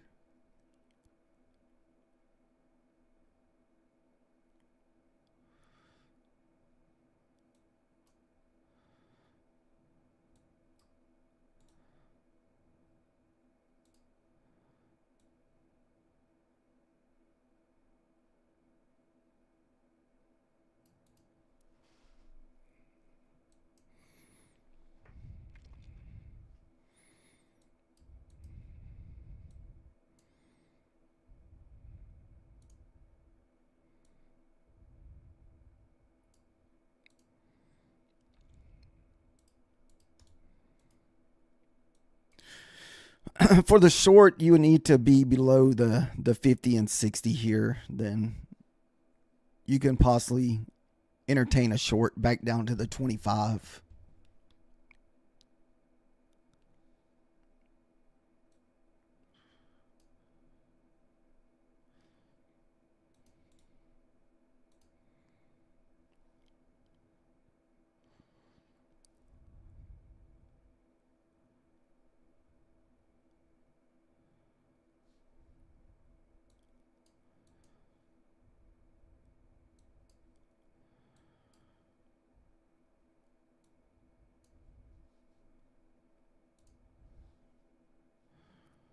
So we're just watching this here.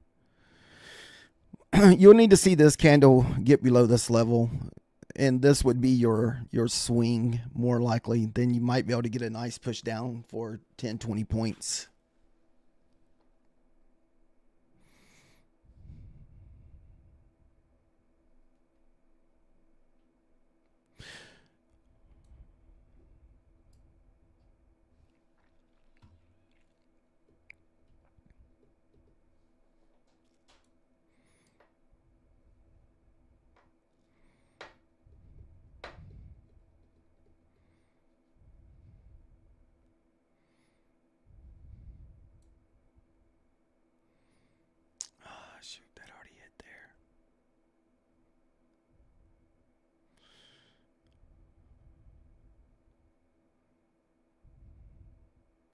I was trying to see where the next stop would go because I guess a while ago when I was looking at my entry, I didn't realize that we had double Wick sitting there at the 95s where we had that pushback down.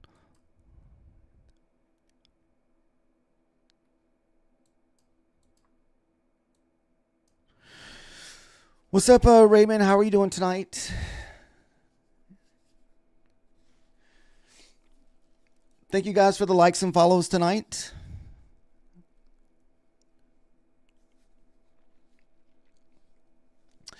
Unfortunately, guys, we missed this whole move up. So what really annoys me is I marked out the 60 and I was like, all right, guys, we're going to bounce at the 60. I knew we were going to get a bounce, but I did not expect a 130-point bounce. So I had to just sit here and watch this thing go all the way back up. It says, we are trading the NASDAQ and we are trading micros because we're trading small accounts. So we're trading on 25Ks and 50K prop firm evals. So we're trading micros. And we're trading anywhere between 1 to 5 micros.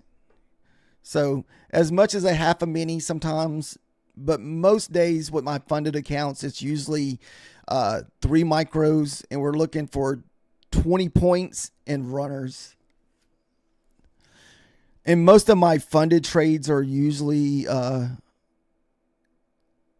in the morning between like that 9:30 and 10. No Bitcoin.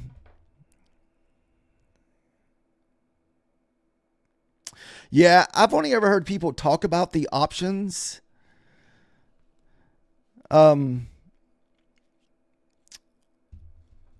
The only option trading I ever did was just making money off premiums. I've never done the options like where you buy the 100 whatever, buy the options and try to buy it at a lower cost.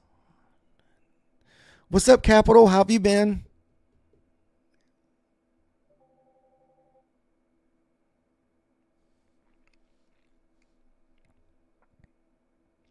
We're trading the NASDAQ, Daniel.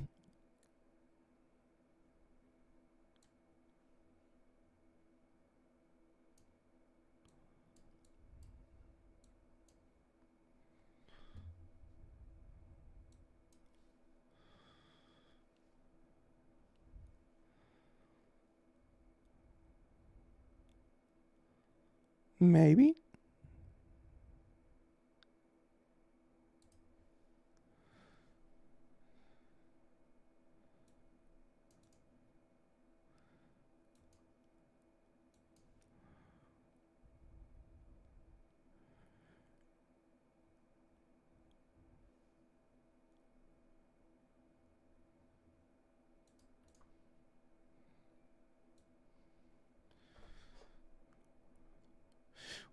Got to be careful because we could bounce here at this 48 level because we're at a kind of a 50 EMA here for myself with the 1 candles that we're trading. The 48.50 level, it easily could pull back up here. I'm hoping that this is the swing level.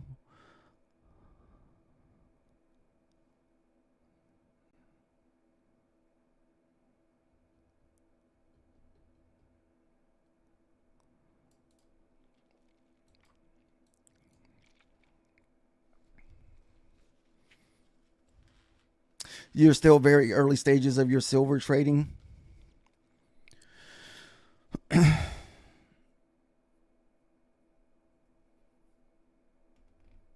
We're hoping we get at least a push down to the 25 area.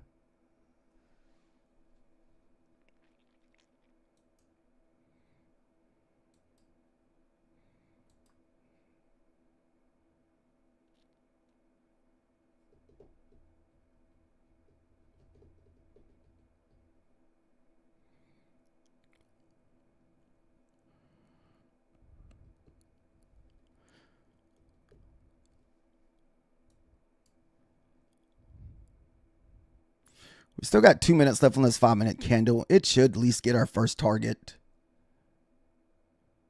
Then we'll just follow it down. Still struggling to get through those 48 area, because like I said, that 48 is kind of a line in the sand for myself if we can't break it.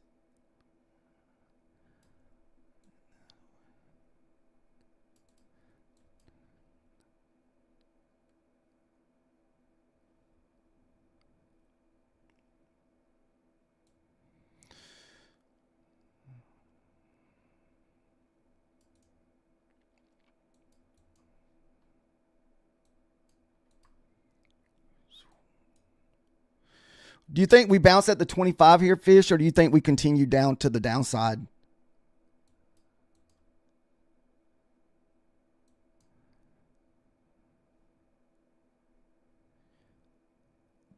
Could I please zoom out a little bit?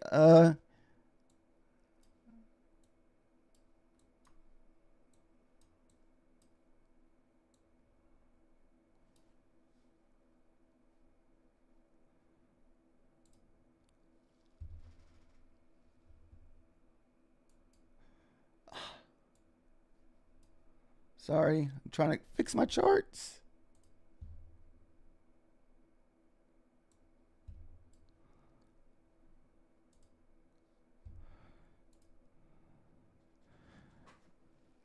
Is that a little better if you're looking at it from the vertical screen?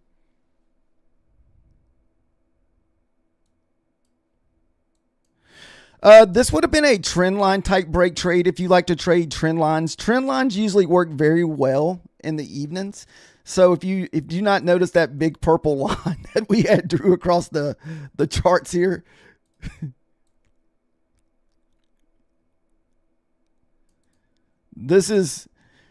it's hard to call out trend line sales. Usually I'll have them placed on here for anybody that, if you want to take them. A lot of times I have where you want to enter at, which is once we cross this blue line here.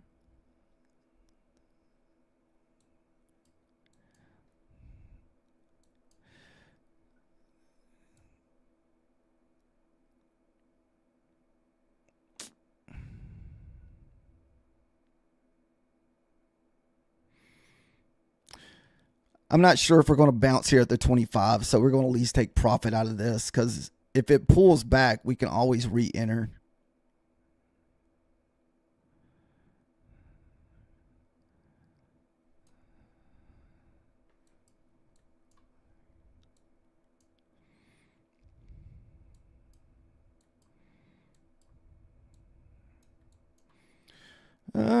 Trying to find out where it'd be a good spot to put my short here.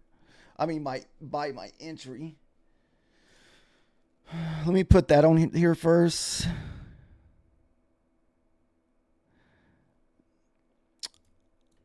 I think we're just going to shoot for the 502s.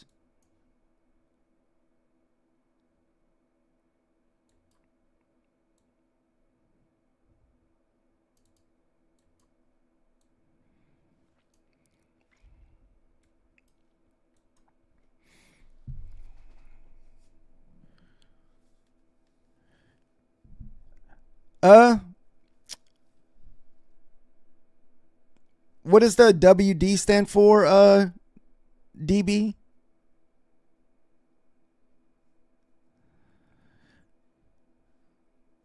Now this could push all the way back up to the 50 here, so just be aware of that. All right.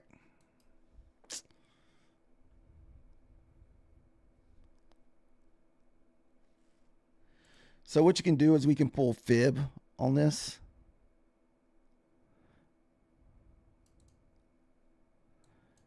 And what you can do is look for, because I still feel like we got more room to the downside here.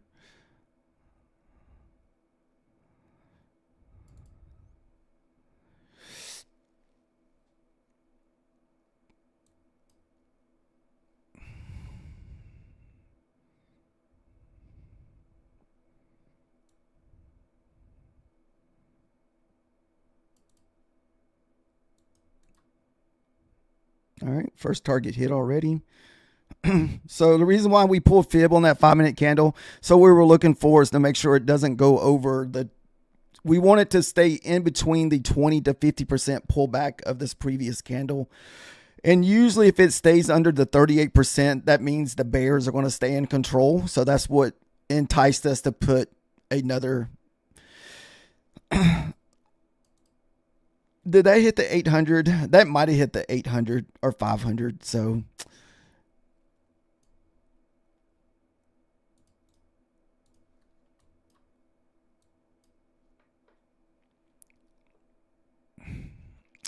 stop loss really needs to be back up there.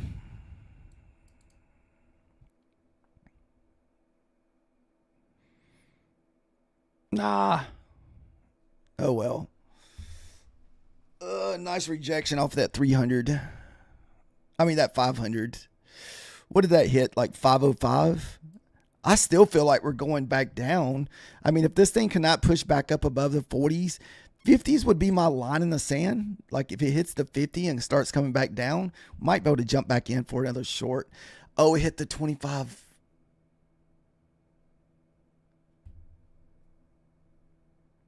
That 25K was for good for the save.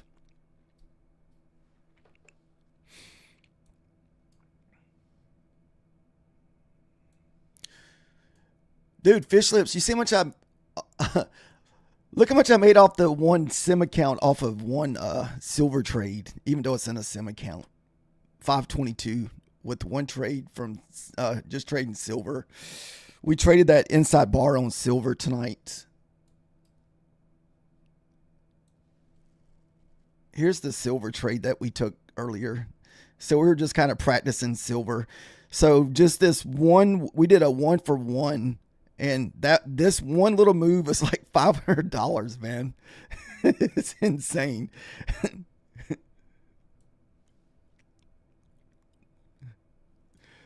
But you're going to have a big account to trade that. What broker is this? This is a Ninja Trader.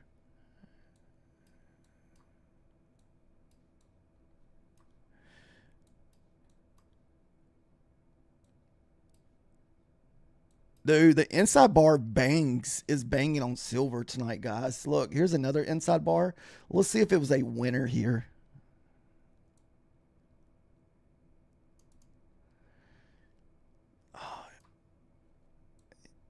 That would have been close. Been close. I don't know if you would have got it, but it'd have been close.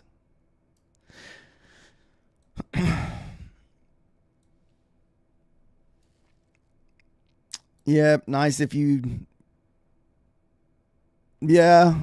Oh, it did win methodical? Okay. Yeah, it looked pretty close on my charts. How much do you have to? It depends on what size you're trading.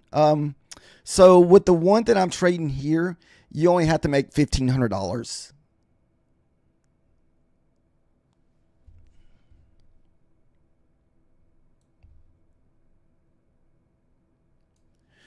And that's for the 25Ks. You want to see the 15-minute charts? Sure.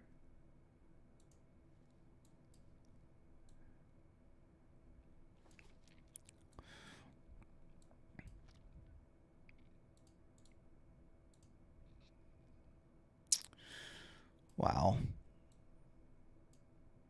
No, you still got 3 minutes left on this 15-minute candle. Man, you could easily. Were you long or short, or did you get stopped out on your runner on that one, Eli?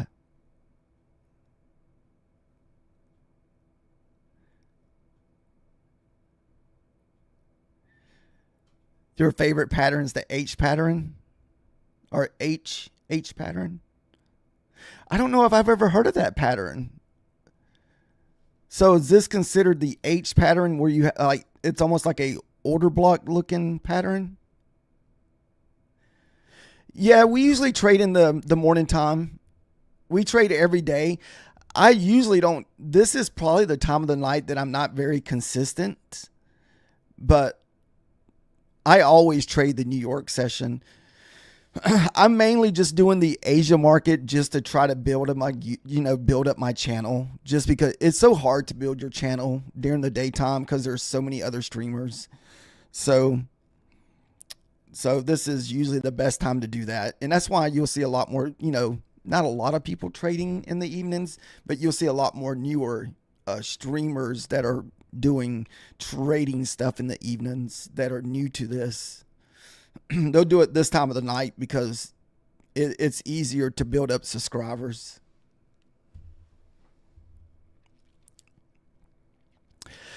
I had a nice play like today that I like to trade. I like to trade order blocks sometimes, or the three candles kind of stacked with each other. Let's see if I can find it. What's that? I thought that was today. That might have been yesterday, actually.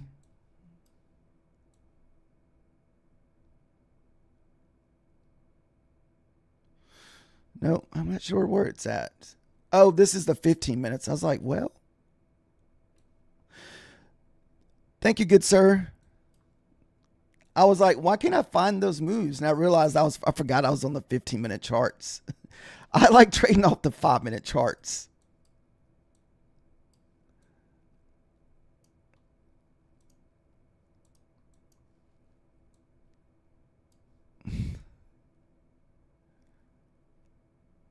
Okay. Oh, you're a girl. Sorry. Sorry, ma'am.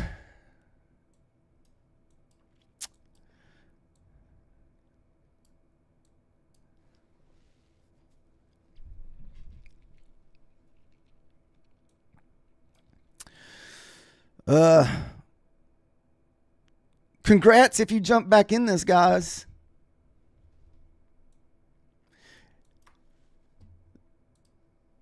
So if you pull fib on this previous 5-minute candle, it's probably right under the 50% mark.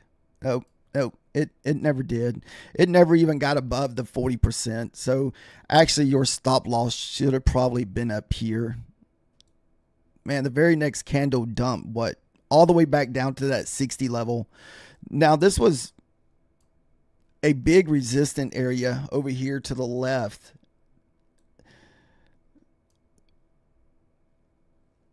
And you're a boy.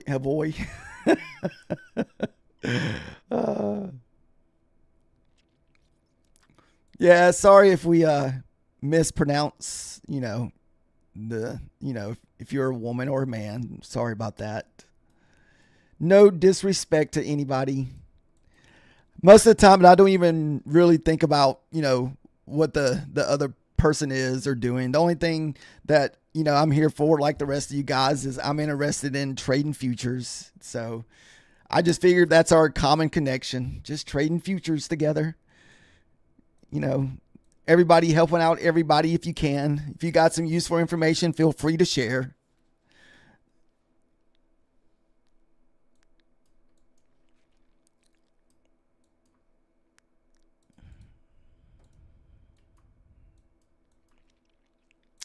Wow, look at this nice 60 bounce again, guys.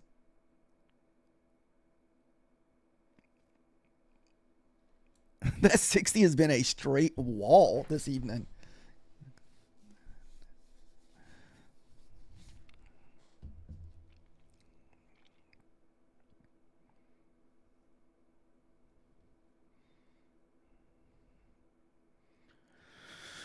Do most of you guys here all trade futures, or not really futures, but like on the NQ? Check the last hourly candle. All right.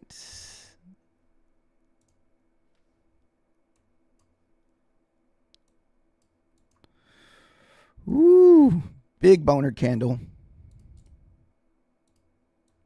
Do you trade off the hourly DB?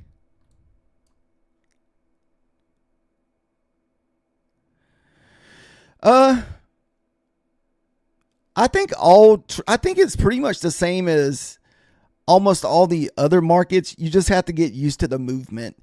The NQ is very volatile. So Like you can be in a nice little trading zone, then out of nowhere, you'll get like this crazy 25, 30 point rip. And that's usually the key of not being over leveraged. If you want a little bit more on the slower side, I would probably recommend the ES.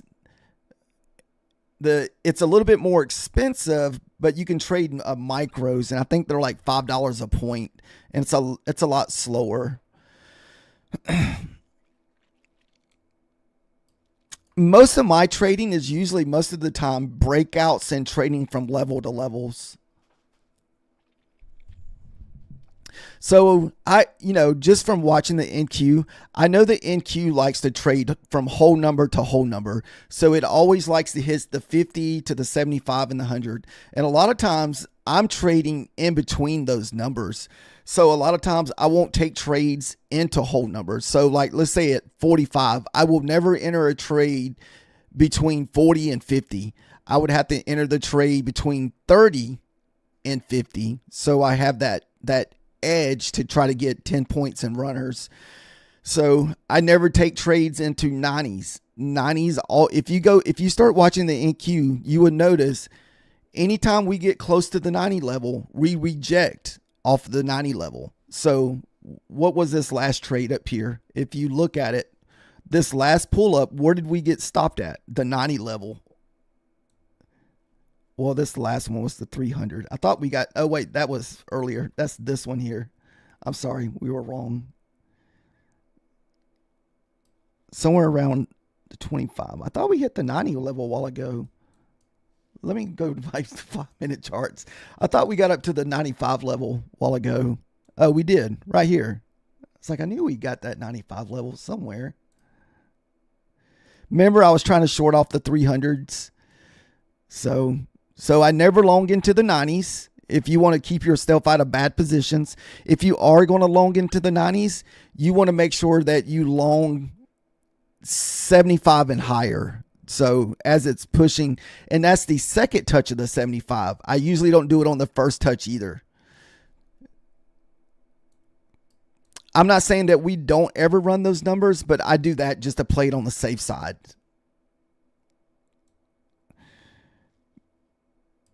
So this would have been the first test of the whole number. So usually I always say the hardest numbers to trade in between is your 90 to 110. So to me, those are the hardest levels to trade. If you trade between the 10 and the 90, those are usually to me the hardest numbers to trade.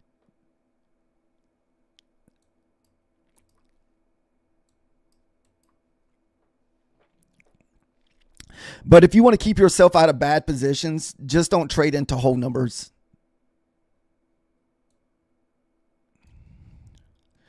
So there's another guy in the horizontal screen. That's what he mainly trades, is horizontal, whole numbers into discounts or premium. So, and Methodical Man, I think he's doing that one too. All right, so kind of see we hit the whole number. Huge rejection, 20, 25 points. We're probably going to go back down to the 75 here.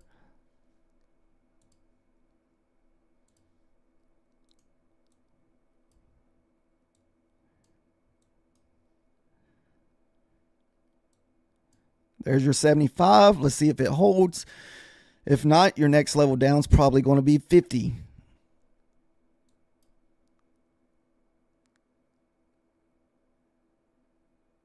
So in here, if you're long from 75, you're looking for a play back up into the 90s to 100 here.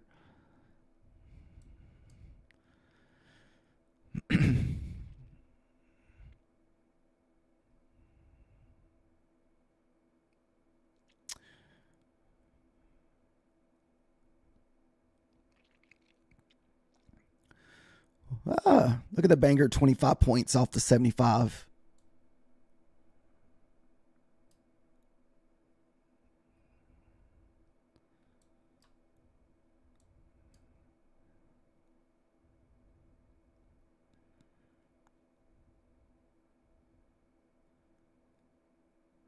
So if we get through the 50, your next whole number to the upside is going to be 25 if we get back above this whole number here. Now, usually on the second push, so what will happen, like let's just say you hit the 75, you push all the way back up to the 500s. If the 500 holds, you're probably going to get the push back down to the 50 here.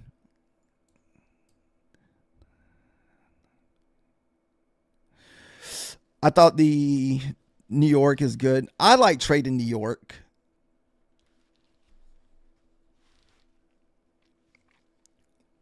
We're trading the MNQ. We have some really good movement. So we've had some good movement in the Asia market the last couple nights.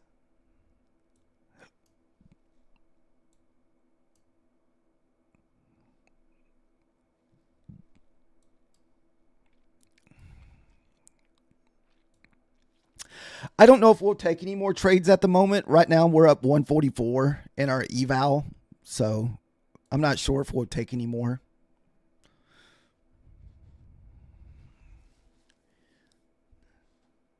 A lot of times, if I just continue trading, we'll just end up eating away at our profit.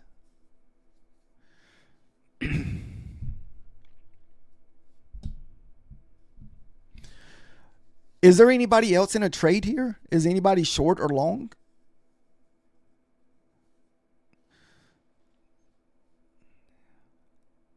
For about 2 years. 2 years. Maybe a little longer, but when I first started out, I was only doing it like once a week because I was still working a normal full-time job until I kind of got my finances under control. So the only way I'm able to do this right now is by owning multiple homes. So I rent out another home that pays for pretty much my mortgage because the other home is paid off. Because my primary home was almost paid off, and then I borrowed money when interest rates were like 3% back in 22 or 21. I don't remember the year. I feel like 22 was the year, if I'm not mistaken, when interest rates were like 3%. So it was almost like borrowing free money because, I mean, I don't know if we'll ever see 3% interest again. So I was able to pay cash for a second house, and we remodeled that house, and I used the rent from there to pay for my primary home. And so I don't really have a lot of bills. So I'm able to collect money from that, plus work on the side, and plus what little money I make from affiliates off of YouTube. Then eventually, hopefully it gets to the point where we're making normal, steady money from trading, but we haven't got to that steady point yet. All right, as you can see, guys, what did we say? The 75, back to the whole number. So now what you're looking for is the 25 to get hit.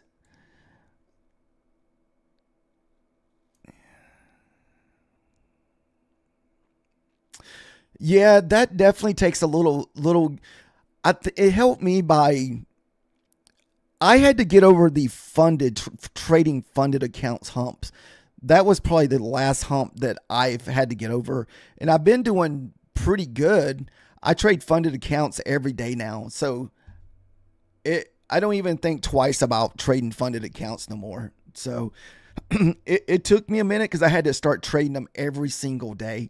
There's some days where I'll trade 4 to 6 different funded accounts throughout the day. Didn't quite get that 25,000 or 25,000.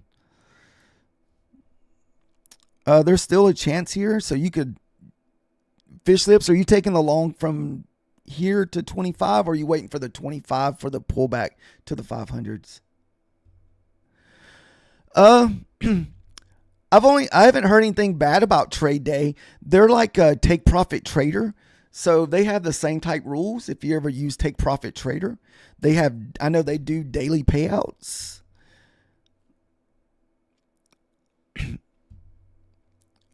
But, you always want to do kind of your own research and, maybe look up reviews or something with them. But I haven't heard anything bad about Trade Day.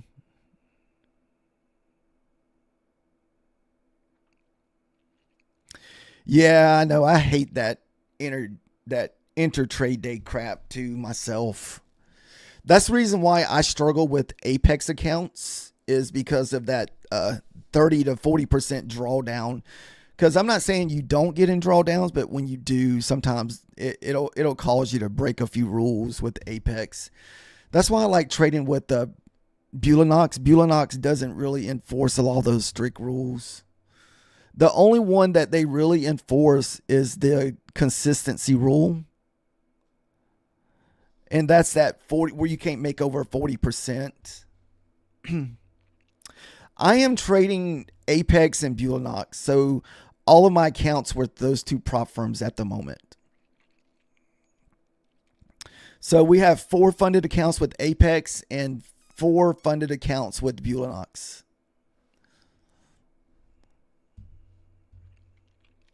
And I've mainly been working on Bulanox lately. Mostly is what I've been working on.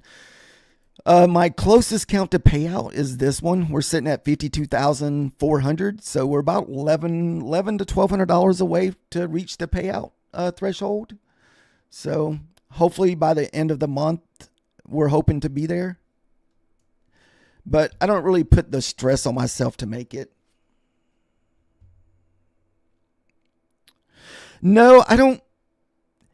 Dude, honestly, I don't really hardly use any indicators on my charts. The only thing that I really like is levels, basically, like support and resistant levels. I like looking for the previous day close here, the previous day low, the previous day high. Like these are pretty much the only things that I usually trade off of. That and the ICT kill zones.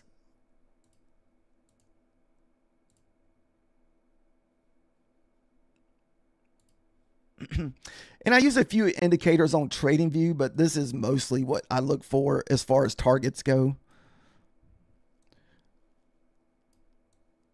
So I'm kind of anticipating by the end of the night that we'll probably be down here at the New York PM low.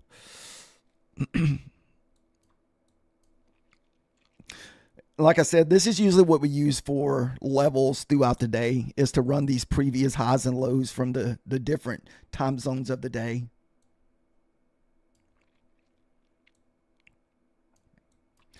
And we very rarely will trade during the lunch hour too. Yeah, that's why I don't really use like those type of indicators. Like any indicator that I will use is always level base.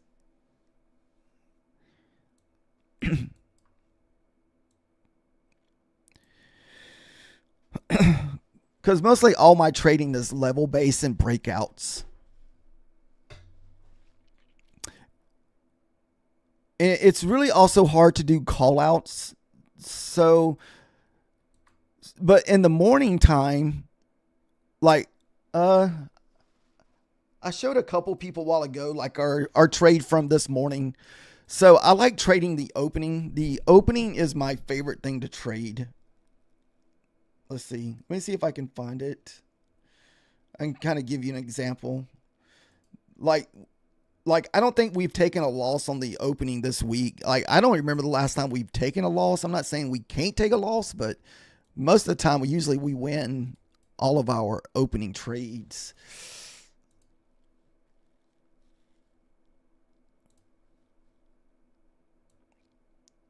So what we're looking for on this. So you see this blue line that I already have put here. So this is what I'm anticipating this level to hold. So what this level is, this is the 50% of your previous hourly candle. And plus you can see that we have all this consolidation up here. So I was like, okay, we're going to probably be short bias pretty much this morning. So I was already looking for shorts. You'll see me in a minute. We'll start looking for we'll start bringing our entry up here as soon as I see this level hold. All right, so kind of you already can start to see it in the wick. We were already starting to kind of hold up here at the 50% of this previously hourly candle. And so I used the 15 minutes as my level for breakout. So this is the 15-minute candle here, this little bitty square. And so what it is, I'm looking to take an entry short out the bottom of this. So we're already looking for shorts here. We're just waiting for those levels to hold. Oh, went too far. Went too far.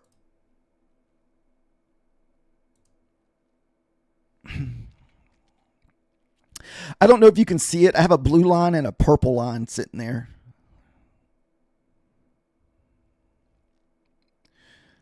So this is just kind of where you just have to be patient and wait.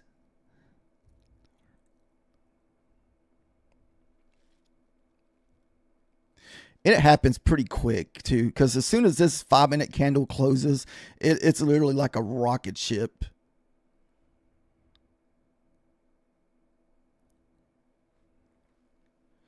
That's why I like trading this opening, because you can get, I think every day this week, we've had at least 50 to 70 points on the opening trade. I'm not saying that's going to happen every day, because there's some of those days where we just completely just chop sideways and there's just nothing you can get.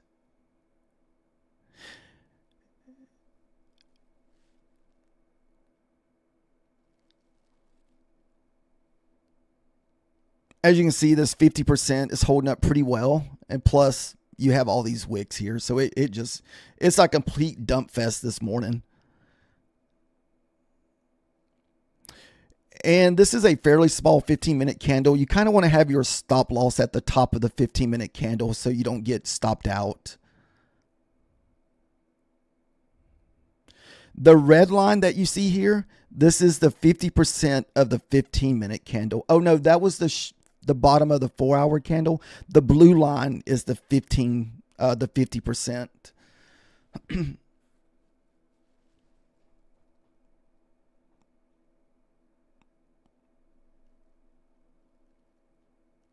Like, this stuff usually happens so fast. I mean, you're in these trades probably for like less than 20 seconds. So you have to be like super fast.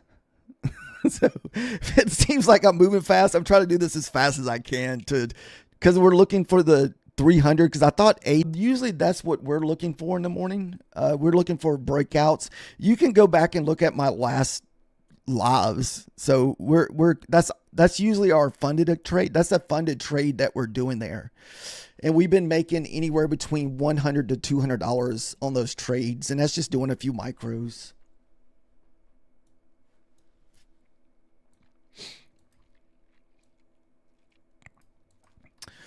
So I feel like we're due for a loss, though. You know, you ever have that feeling like when you just keep having all those winning trades at the opening, it's like, all right, we're due for a loss. Where's that loss going to come at and how much we're going to lose? And that's the key. If you can take that one loss and say, okay. So lately what I've been doing, if I take a loss, just disconnect from that prop firm. It's like, okay, we're not doing Beulah Knox today. We're going to trade our Apex accounts. That way we don't try to revenge trade or over leverage to get it back. So that's what I've done whenever I've taken my red on my Bewleys. Just turn off the account. Usually with that account, it's like a 1-for-1. So basically it's either I get the winner, I get the loser, or break even, and I'm done trading. And I'll just trade because I'm trading 6 different funded accounts for most days. Now that's just with the one account that I do that on. That's that opening trade that you saw me do there. So that same trade I'm looking for every day, but it's not always the same. I want to say the trade from the other day was completely different. So if you went back to, so that was this morning's trade, since we're I'm probably not going to take any more entries, guys. So let's see. 10 hours, 23 hours. So I think that's at nighttime.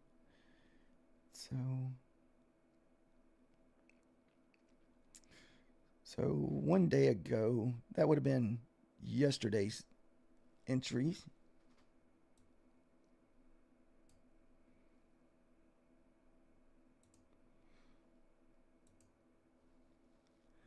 I can't remember how we took that one. Let's see.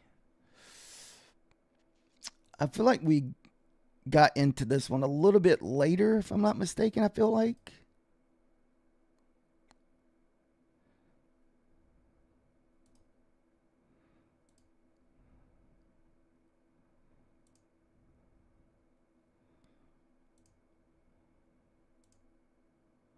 I want to say this one just, that's right, this one kind of just broke out.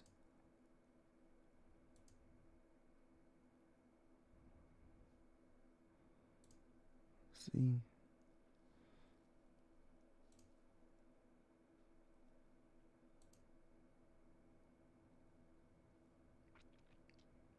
I was seeing if I can find it. It's,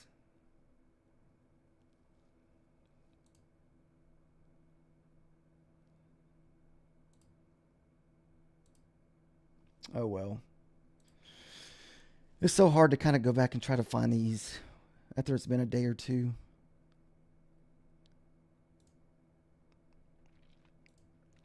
But none of the trades are ever the same. They're always a little bit different.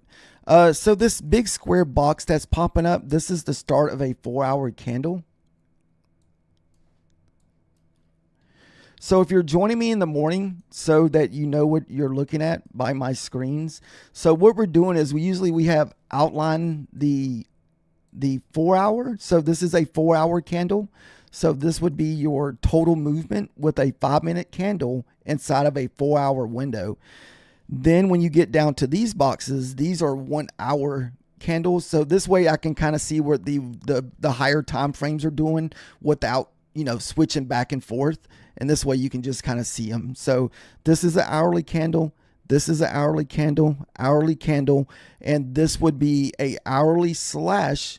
So you'll know that this is the top of the 4-hour candle, and this will be the bottom of the 4-hour candle. And so what you'll notice whenever you're trading this, that we usually always pull back 50% in the previously hourly candle. And that's what a lot of times we're looking for in the morning when we're trading the opening. So as you can see, that was the 50%. That's kind of where we got held at this morning before we dumped. And the same here. So if you pull fib on this hourly candle, right here, 60% on the pullback before we completely sold off.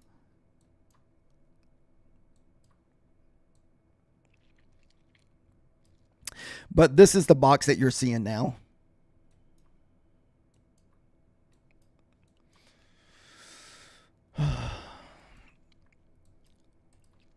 All right, guys. Thank you guys for watching. Like I said, I'm not going to take any more trades today.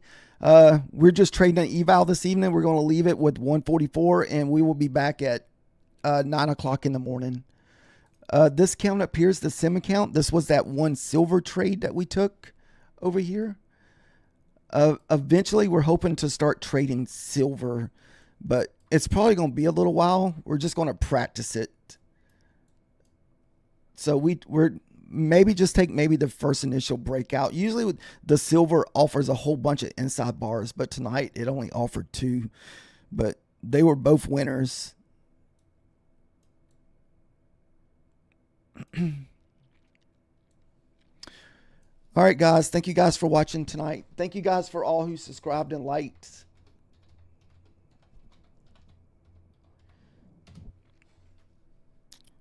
And we will, like I said, we will be back at the opening because we will be trading the breakout in the morning if it offers an opportunity.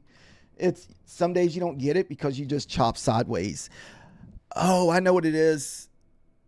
We will have to be careful tomorrow because tomorrow is non-farm payroll.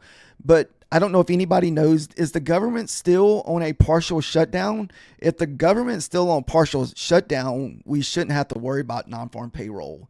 But I don't know. I heard somebody saying about the government being on partial shutdown.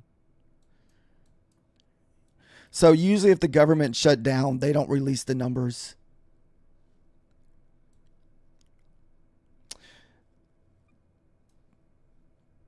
Thank you guys. We'll see you guys in the morning.